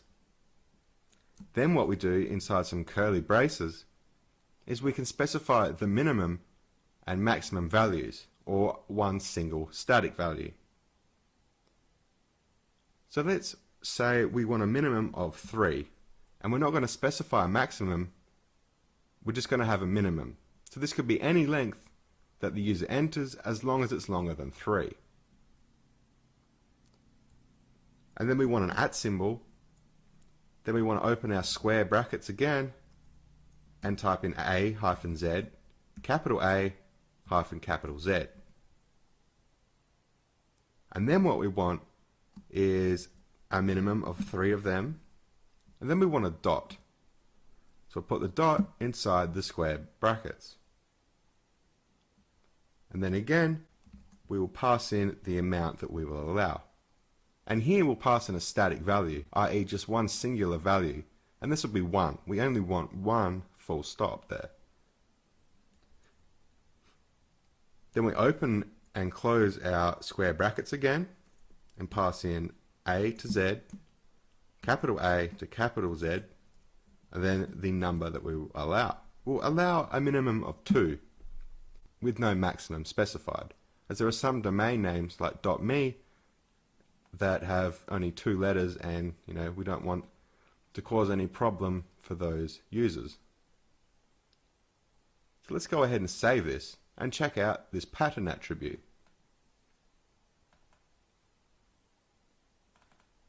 So let's just enter in some data, and for the email address I'm now going to select an invalid email address and see how this works. And as you can see, we have this please match the requested format pop-up show up on the browser, and our form has not been submitted. So what happens if I put the .com? This is now a valid email address. Clicking submit, that now submits the form. So as you can see, when I type in an invalid email address and click submit, this pop-up isn't very helpful. The end user will most likely never know what the requested format is. So we can help the user out by passing in a title attribute. This looks just like this. There are other cases where you use a title attribute, for example in hyperlinks, and when the user hovers over a hyperlink, if you have the title attribute specified, the text inside the title attribute will actually show up in a little yellow balloon, and it may explain to the user why they should click on a link and kind of where the link will go. A little bit of extra information is always helpful to the end user. So for the title, I'm just going to type in, please enter in a valid email address. And we could also give an example, say example at example.com. Let's save this and see what happens when I type in an invalid email address this time. Just enter in some data as this field is being required. So let's enter in Ashley at example and see what happens when I click submit. Please match the requested format. Please enter in a valid email address. Example at example.com. So that's very helpful to the user, and it lets them know what they've done wrong and why the form hasn't actually been submitted or gone through.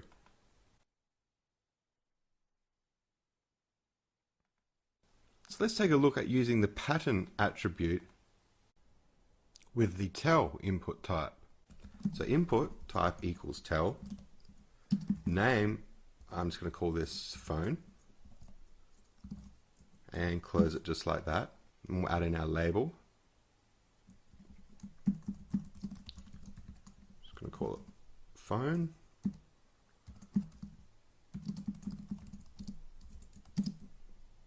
and an ID of phone to match the labels for attribute. Right, so let's add in the pattern attribute. We do this just as we did before. So pattern equals opening and closing quotes. So to allow numbers, we can simply do this. Open and close our square brackets and put in a 0-9. That'll accept any number in between 0 and 9. So pretty much all numbers. Then we pass in the amount of that type of input that we will allow. Let's say we want 4 of them, followed by a space, and then we want some more numbers. We actually want 3 of them, a space, and then some more numbers. And we want 3 of them. So let's go ahead and also add in our title attribute. Please enter in a number in this format. So something like 1, 2, 3, 4, 1, 2, 3, 1, 2, 3. Let's save this and check it out in the browser.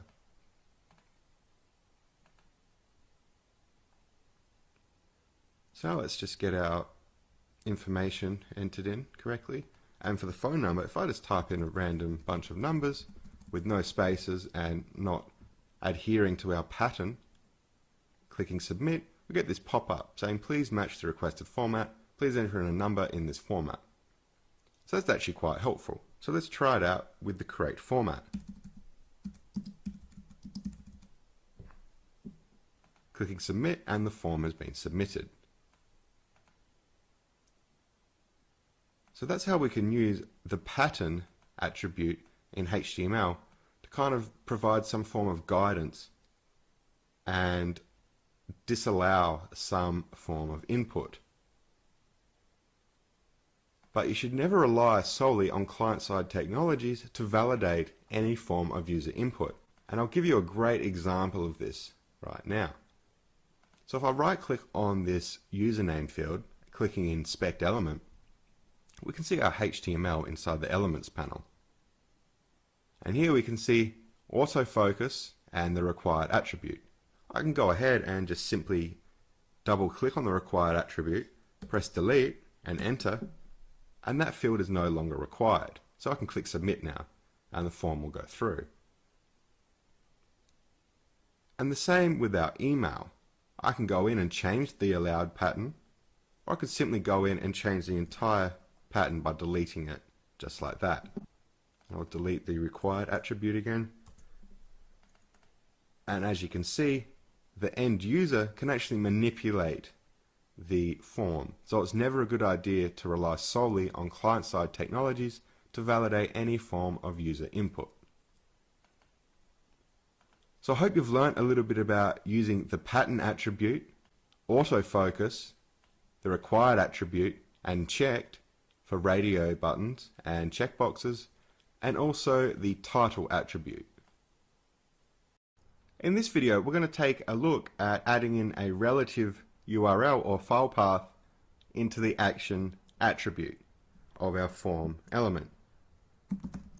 So let's open and close our form, add in our field set, add in our legend, and I'm just going to type in action attribute. Then I'm going to add in just one input of type text. I'm going to give it a name of username, close it like that, and have our input of type submit. And we'll just leave the default text on that button. So now let's put in our action and our method. And our method, we will be using get. So now I'm going to go ahead and create a new HTML file inside this HTML directory by right-clicking, going down to new file, and we'll name this destination.html.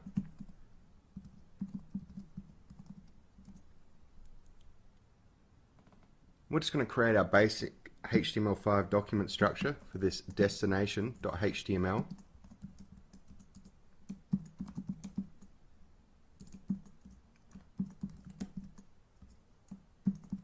not forgetting our character set, UTF-8, and our title, we'll just call this destination, and our body. Whoop. And here I'm just going to type in some text inside a paragraph. This is the destination.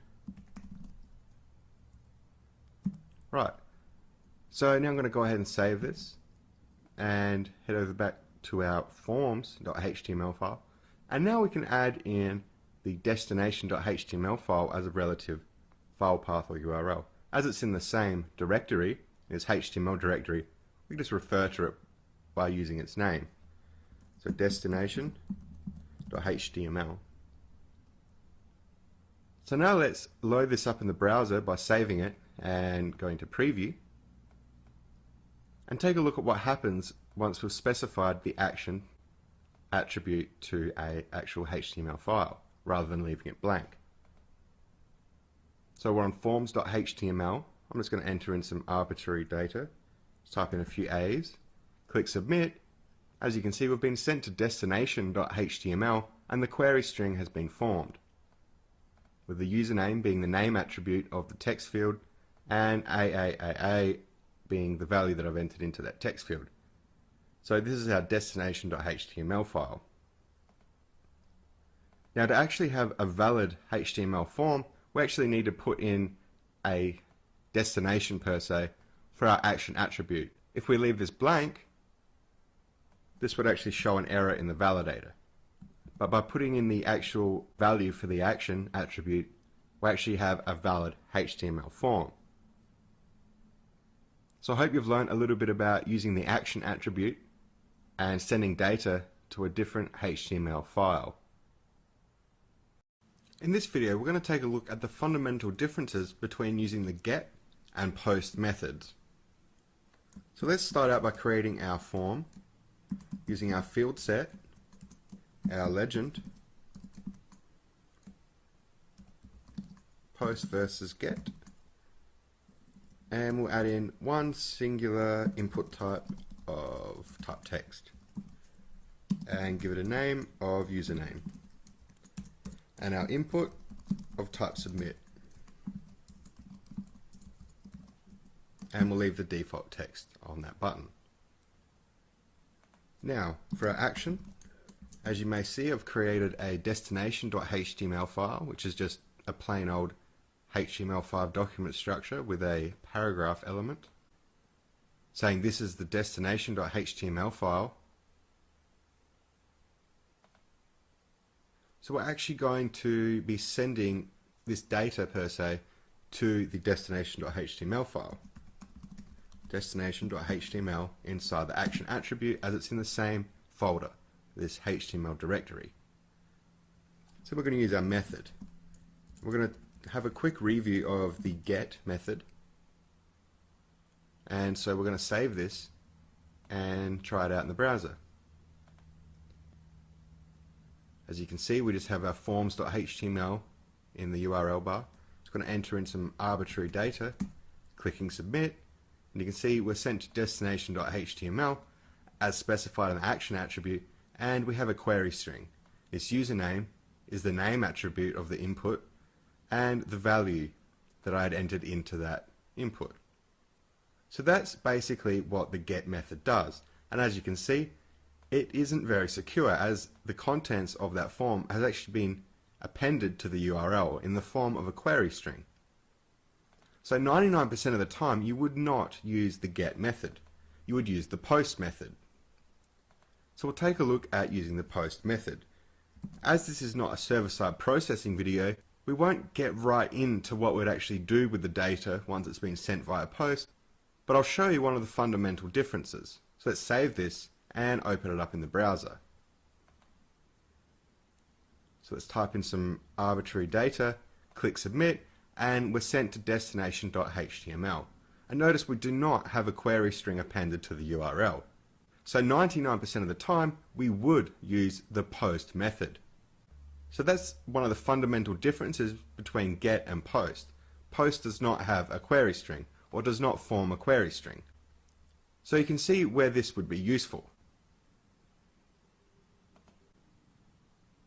I hope you've learned a little bit about the fundamental differences between the get and post methods, and that we would never use the get method to submit or have the user submit any form of sensitive information. In this video, we're going to take a look at using an image instead of the normal button that will be rendered for our input of type submit. So in other words, we're going to be using an input of type image. So let's create our form, our field set, our legend, call this image as submit button, and in here we'll just add an input of type text and call this username, a name of username, and close it like that. Now for the input, I'm going to put type equals image. And now we need to put in a source attribute. That source attribute will be a relative or an absolute file path or URL. As you can see, I've got an images folder. If I open this up, I've got a button.png file. So we need to navigate this directory structure by going into the images directory, / then referencing the actual image's name. So in this case, button.png. So we're going into the images directory and then using the button.png file. Now, as you may know, when we work with images, sometimes they may not be displayed, i.e. we could have an incorrect URL, or for many other reasons. So we need to pass in the alternate text attribute. For this, I'm just going to put submit. So in the case that our button cannot be rendered, we will still have some text saying submit. So I'm going to go ahead and specify our action and method attributes of the opening form tag, and method will be get, and action I'm going to put destination.html. Now I'm going to go ahead and create this destination.html file. Going right clicking on our HTML directory, selecting new file, and typing in our file name, destination.html. And in here we're going to create our basic HTML5 document structure, doc type HTML, our opening and closing HTML tags, opening and closing head tags, our meta tag for our character set, our char set.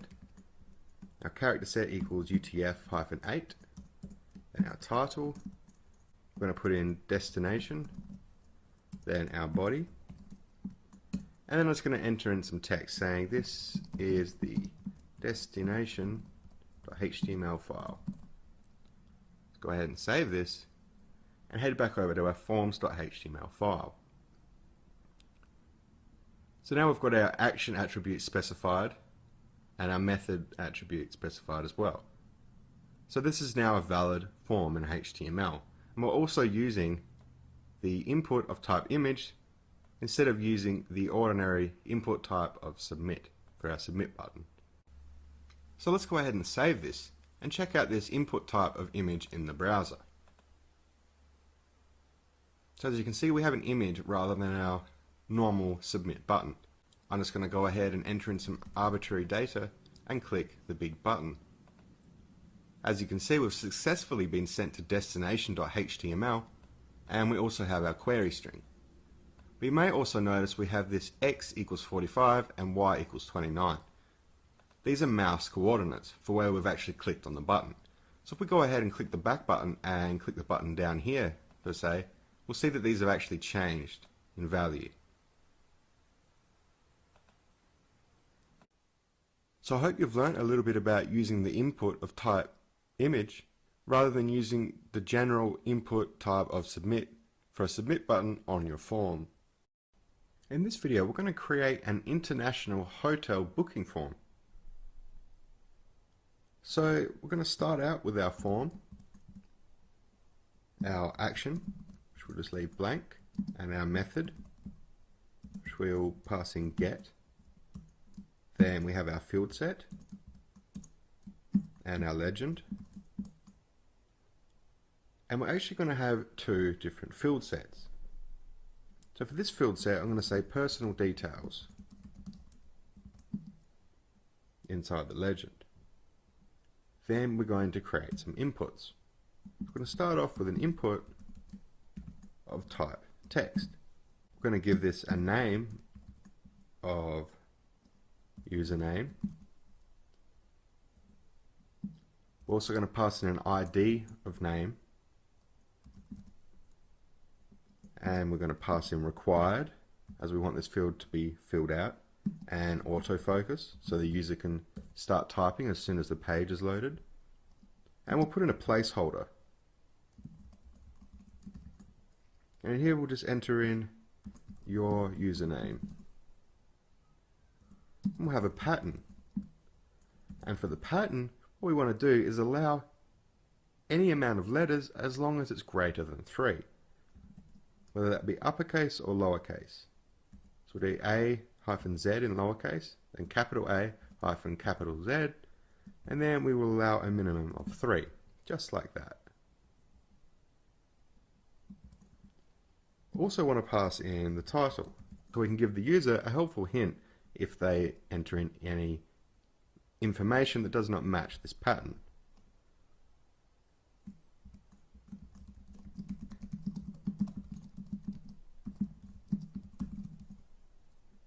Right, so there is our username input. Let's give this a label. And as you may have noticed, I've already given this input a ID, so we can just say for name and just put username. Right, so that input is all set up and ready to go. Now what we want to do is we want to have an input field of type text. We'll actually be using this to enter in emails, but we want to use the pattern to prevent any invalid email addresses. So we type equals text, we'll give this a name of email, then we'll give it an ID of email as well for a label that we'll create in a second, and we also want this one required, and we'll give this a placeholder of your email, and then we'll pass in a pattern. So we want to allow lowercase and uppercase letters starting with a minimum of 3. Then we want the @ symbol. Then we want some more letters, A to Z, lowercase and uppercase, and we want a minimum of 3 of them as well. And then we want a full stop, and we just want one of them, so we just enter in a static value, i.e. just one value. So there has to be one full stop right there. Then we'll enter in some more letters. So lowercase a to lowercase z, uppercase A to uppercase Z. We want a minimum of 2. Also pass in a title here as well.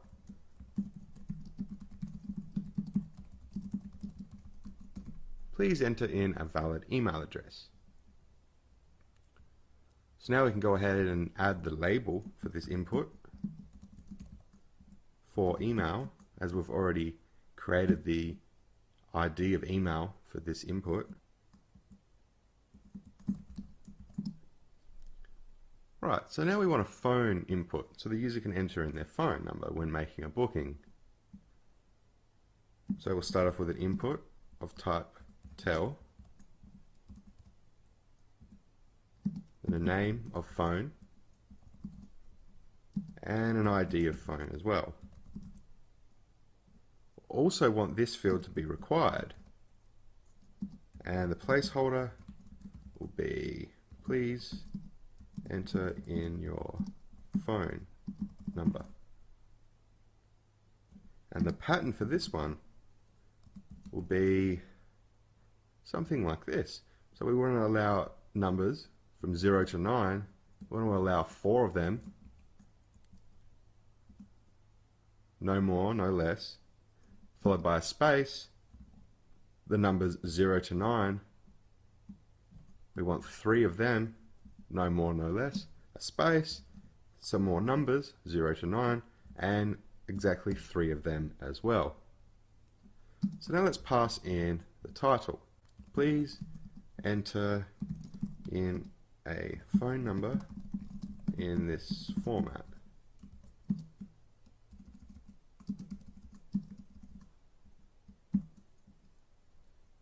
And we'll add our label.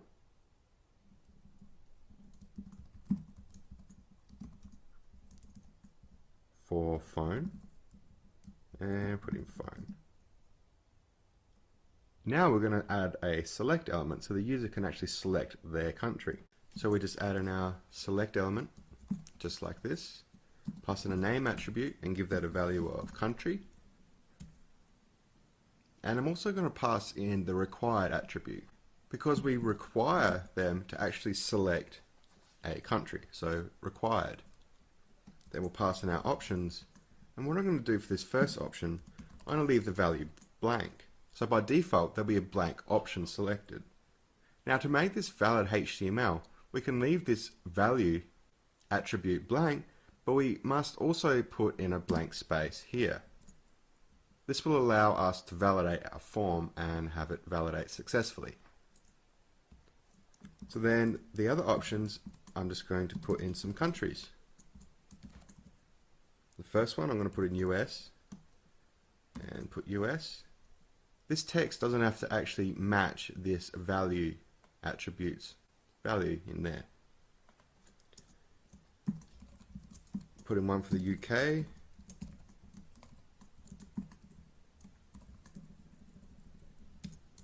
And one more for Australia. AUS. Right.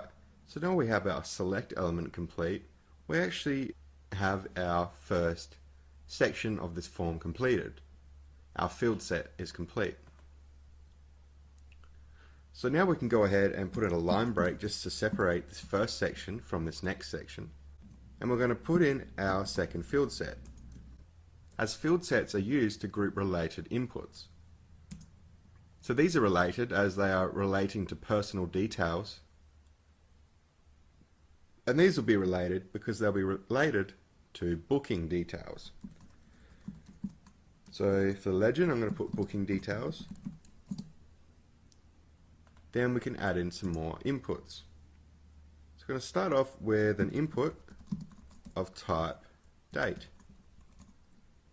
I'm going to give this a name of date.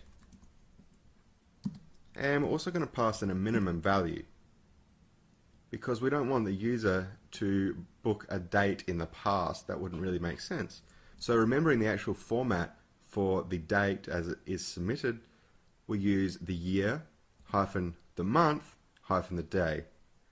So in this case I'm going to say a minimum value of today's date. So that'll be 2013 hyphen 12 hyphen 02.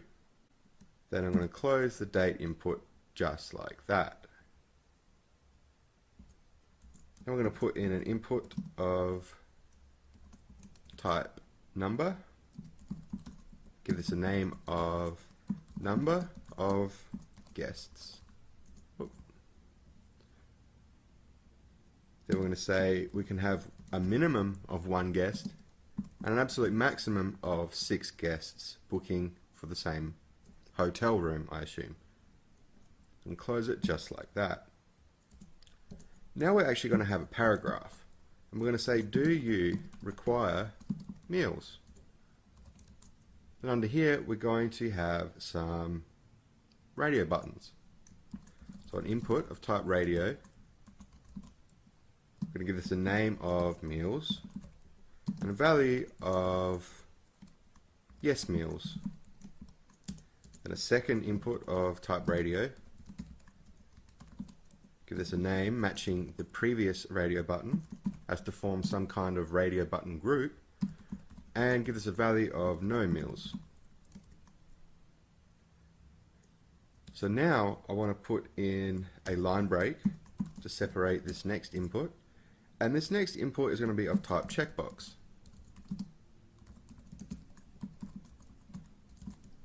And this is going to have a name of balcony, basically asking whether the user would like a balcony for their hotel room. And we're going to put in the value of yes. And by default, we're going to say checked. So now that we have our second field set complete, I'm going to go ahead and add in a button. So I've added in this images directory inside our HTML directory, and we're going to use this button instead of the standard or default submit button. So I'm actually going to put an input of type image right under here, under a line break, and put our input of type image right here. So input type image, source attribute, we've got to navigate to the images directory. We can do that by just saying images, / and then the actual file name, which is just button.png, and close it just like that.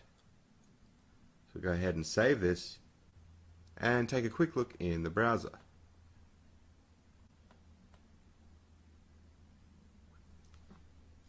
As you can see, we have some kind of form. We have our first field set and our second field set. But before we try and submit this and validate it using the online validator, I'm just going to add in some labels so we can actually see what is what. So we'll start off by adding a label for our date input. Call this date, booking date, and give this an ID as always to match the labels for attribute, so date, and give this one a label. 4 equals, we'll call this number of guests, and number of guests, and an ID to match that labels for attribute, number of guests. Now we'll add some labels for our radio buttons. Call this yes meals and yes. Then our ID of yes meals. Another label for our second radio button. Call this no meals and no. Then an ID of no meals. And finally, a label for our checkbox. We'll call this one balcony. Do you require a balcony? And an ID to match the labels for attribute. Balcony. Right. Just to recap what our form is actually doing at the moment, we have our first field set, which contains personal details. So this first field set is containing related input fields, details about the person or the user, and the second field set is containing input fields that relate to the person or the user's booking details. So that's how we use field sets, to group related input fields. So now we're going to add in an action. We're going to call this destination.html. Now we're going to create that HTML file. But right click on the HTML directory, selecting new file, and typing in the file name. Destination.html. Put a T in there. Now we're going to head and double click this to open it in the text editor. Type out our basic HTML5 document structure. Our head. And our meta tag for the character set or the char set, UTF-8, our title, just calling this destination, and our body. In the body, I'm actually going to use a level 2 heading and say this is the destination form. Sorry, destination.html file, I should say. Right, so we're going to go ahead and save this. And save this now that we've got our action and our method set up. And we are using an image instead of our general submit button. We could actually be passing in an alternate text attribute. So if the image cannot be rendered for whatever reason, including the image not being found at that relative URL, we should pass in text so that would be rendered as a kind of fallback solution. So now that we've entered in our alternate text, Let's go ahead and save this and check it out in the browser and have a go at submitting our form. So I'm going to go ahead and just click submit without entering in any details. Please enter in more than 3 letters. So that's our pattern attribute doing that for us. And now we're prompted to enter in a valid email address. So I'm going to put example@example.com and submit.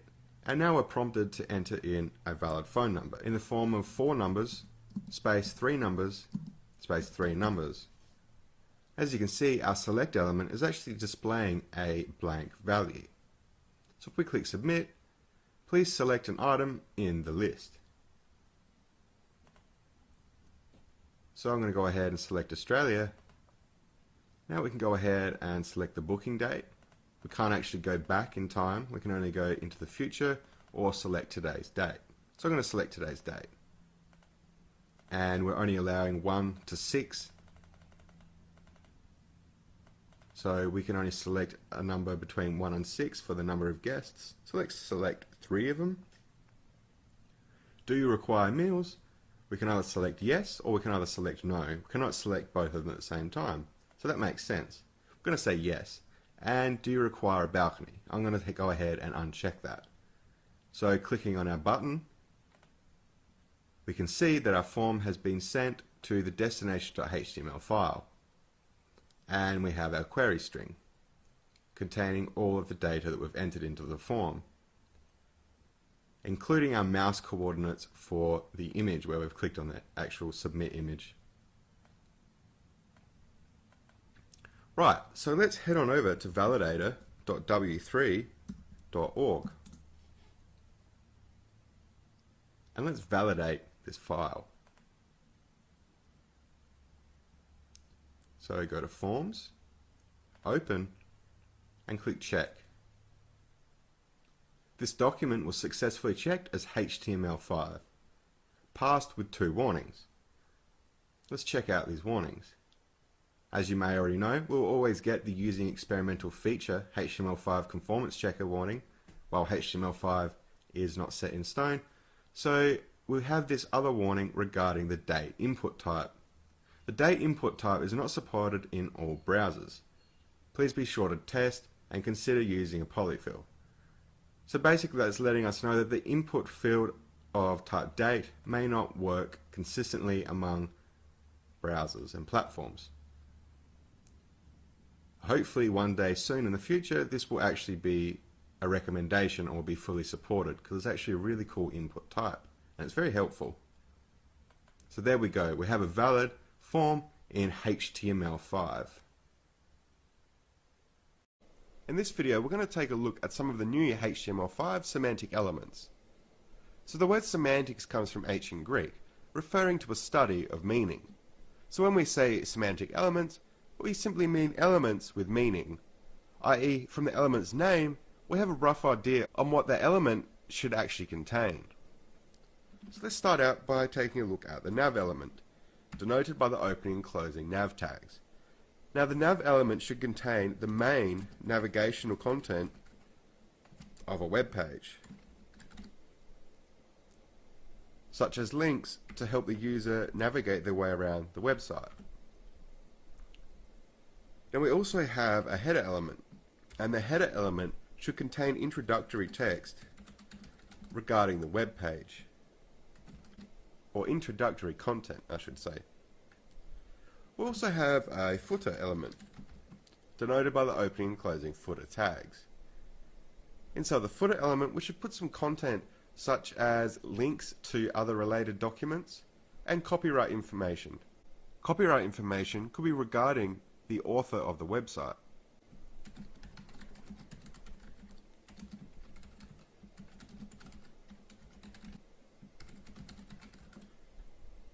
Related document links and copyright information. Let's clear that up. Now we also have a section element, denoted by the opening and closing section tags. The section element is defined as being a thematic grouping of content, and we should identify what that content is with some form of heading. I'm just going to put HTML And then we could have a paragraph of text under that heading saying HTML is a great language to learn. And there's some form of section. It has a theme. And the theme is HTML, and we've identified that with our level 3 heading. And we also have an article element. I'm just going to put it down here. Now the article element is defined by the opening and closing article tags. Now the article element is defined as representing a self-contained composition in a document. So an example of this would be using the article element as some form of forum post. So let's take a look at this. We could have our header element. Inside our header we could have a level 3 heading. This is a forum post, and under there we could have, say, a paragraph element saying by Ashley. Then under there we could have our content. This is a very, very short forum post. Then under there we could also have our footer element saying written by Ashley. Right, so there's some kind of article representing a forum post. It's important to note that the header and footer elements inside the article are in a different kind of context. So our header at the top of our document and the footer at the bottom of the document, they're headers and footers for the web page as a whole. But in the context of having a header and footer inside an article, the header inside the article should contain introductory content regarding that article, and that footer should contain footer type content regarding that article. So they're basically the two different contexts that we can have some of these elements in. Now that we've had a quick look at some of the new HTML5 semantic elements, let's take a look at where you can actually learn more about these semantic elements. You can find this at dev.w3.org/HTML5/spec. And here we can see the specification for HTML5. So I recommend having a read through this. Although it may be quite a large document, it'll give you some really solid understandings of some of the different elements and concepts of HTML. In HTML5, we also have a meta element and a progress element. So to demonstrate this, I've gone ahead and created a new HTML file with our HTML5 document structure and titled it progress.html. So let's take a look at the meta element. The meta element looks just like this, with the opening and closing meta tags. The opening meta tag can take quite a few attributes. We'll just be looking at 3 of them. And these are the min attribute, the max attribute, and the value attribute. So for the minimum, I'm going to put 0. For the maximum, I'm going to put 100. And for the value, I'm going to put in 50. So you can kind of think of this as being at 50%. We can use the meta element to define a scalar measurement within a known range. So the meta tag will also take some fallback text, and we pass this in between the opening and closing meta tags. So we can just put in something like your browser does not support the meta element. So this text, your browser does not support the meta element, will be displayed in the case that the user's browser does not actually support the HTML5 meta element. So let's save this and take a look in the browser. As you can see, we have quite a nice little gauge or a meter. Now we can also use a progress element. I'm just going to put in a line break to separate these two. And the progress element is defined by the opening and closing progress tags. And just as the meta element, we can also pass in some fallback text. Your browser does not support the progress element. So now we need to pass in some attributes. So we'll pass in a value. This time we're going to make it at, let's say, 75 So a value of 75 at a maximum of 100. So you can think of this as 75%. So we can use the progress element to represent the progress or completion of a task. So let's save this and check out these new elements in the browser. So we have our meter element from before. Then we have this nice looking progress bar, which is at 75%. So it's important to note that the progress element will be displayed slightly differently depending on your platform, including your operating system and your browser. But it's quite a nice way to represent some form of progress. So I hope you've learned a little bit about the meter element and the progress element in HTML. In this video, we're going to take a look at one of the great new features of HTML5. That's actually playing audio directly in the browser without having to use any third-party plugins. So I've obtained this title_wave.mp3 file from the YouTube audio library and placed it in the audio directory within our HTML directory. To actually use this, we use the audio tag, opening and closing. Now the opening audio tag, we should add in controls. This will actually allow the user to control the audio, including playing, pausing, and adjusting the volume. So you can see how important this controls attribute is. So inside our audio element we have a source element, which is actually a self-contained tag. It does not have a specified end or closing tag. And in here we specify a source using the source attribute. And we also specify a type. So for the source attribute, we can navigate to the audio directory by typing in audio. And then we can reference the file name after a /. So this is title_wave.mp3. Now for the type, this type attribute actually accepts a MIME type. And a MIME type is basically something that will allow the browser to know what it's actually receiving, what type of data it is receiving. So the MIME type for .mp3 files is actually audio /MPEG, MPEG. Now we have a audio element that will allow the user to play and pause our song that we've specified. And we've also specified the correct MIME type for .mp3. Now, not all browsers support .mp3 files or the audio /MPEG MIME type. So at the time of this recording, MP3 is currently supported in Internet Explorer, Chrome and Safari. Now Firefox and Opera take a different file type. So we can do this by just specifying another source. The source attribute will just equal a relative or absolute file path to our OGG file.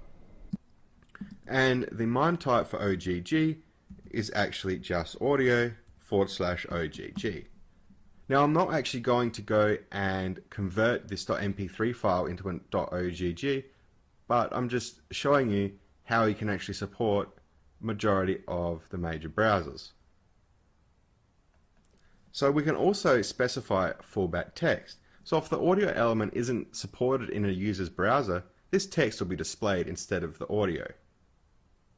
So we can just say the audio element is not supported in your browser. Right, so let's save this and take a look in the browser. As we can see, we have our audio element displayed with a play button, the time, volume controls. We can mute that or unmute that or simply manually alter the volume. And let's go ahead and click play. As you can see, we've successfully been able to play some music natively in the browser.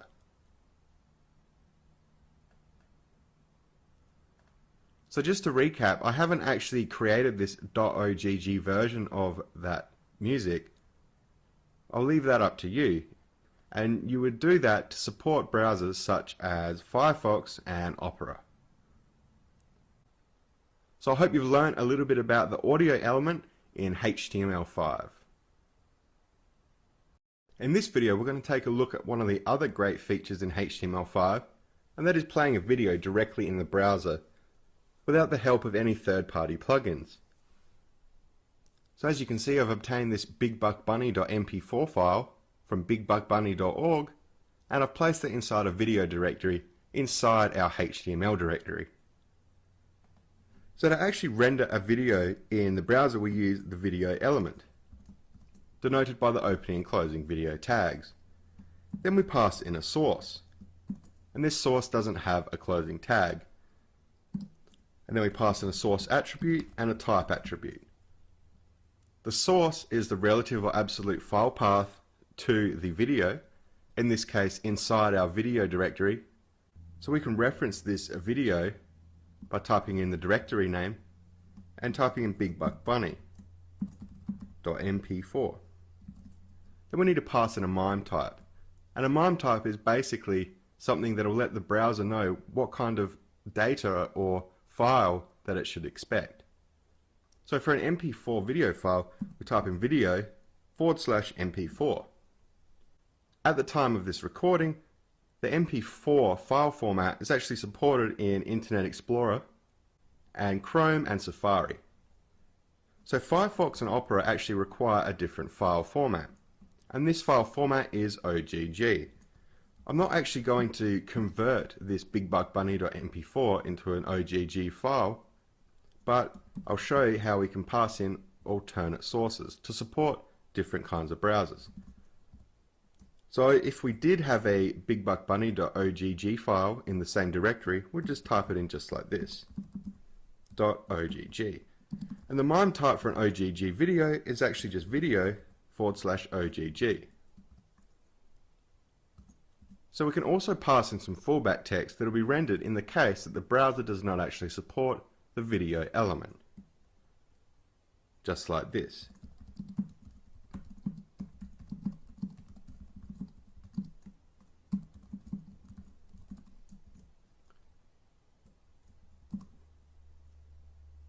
And in the opening video tag, we actually need to pass in a width, a height, and an attribute. So we'll start off with the width. For this, we're going to say 640, that's 640 pixels. And the height, we're going to set this to 480 pixels. And we need to pass in the attribute of controls. And it looks just like that. So now let's go ahead and save this and check it out in the browser. As you can see, we have our video displayed in the browser with some controls. We can go ahead and hit play, and the video will play.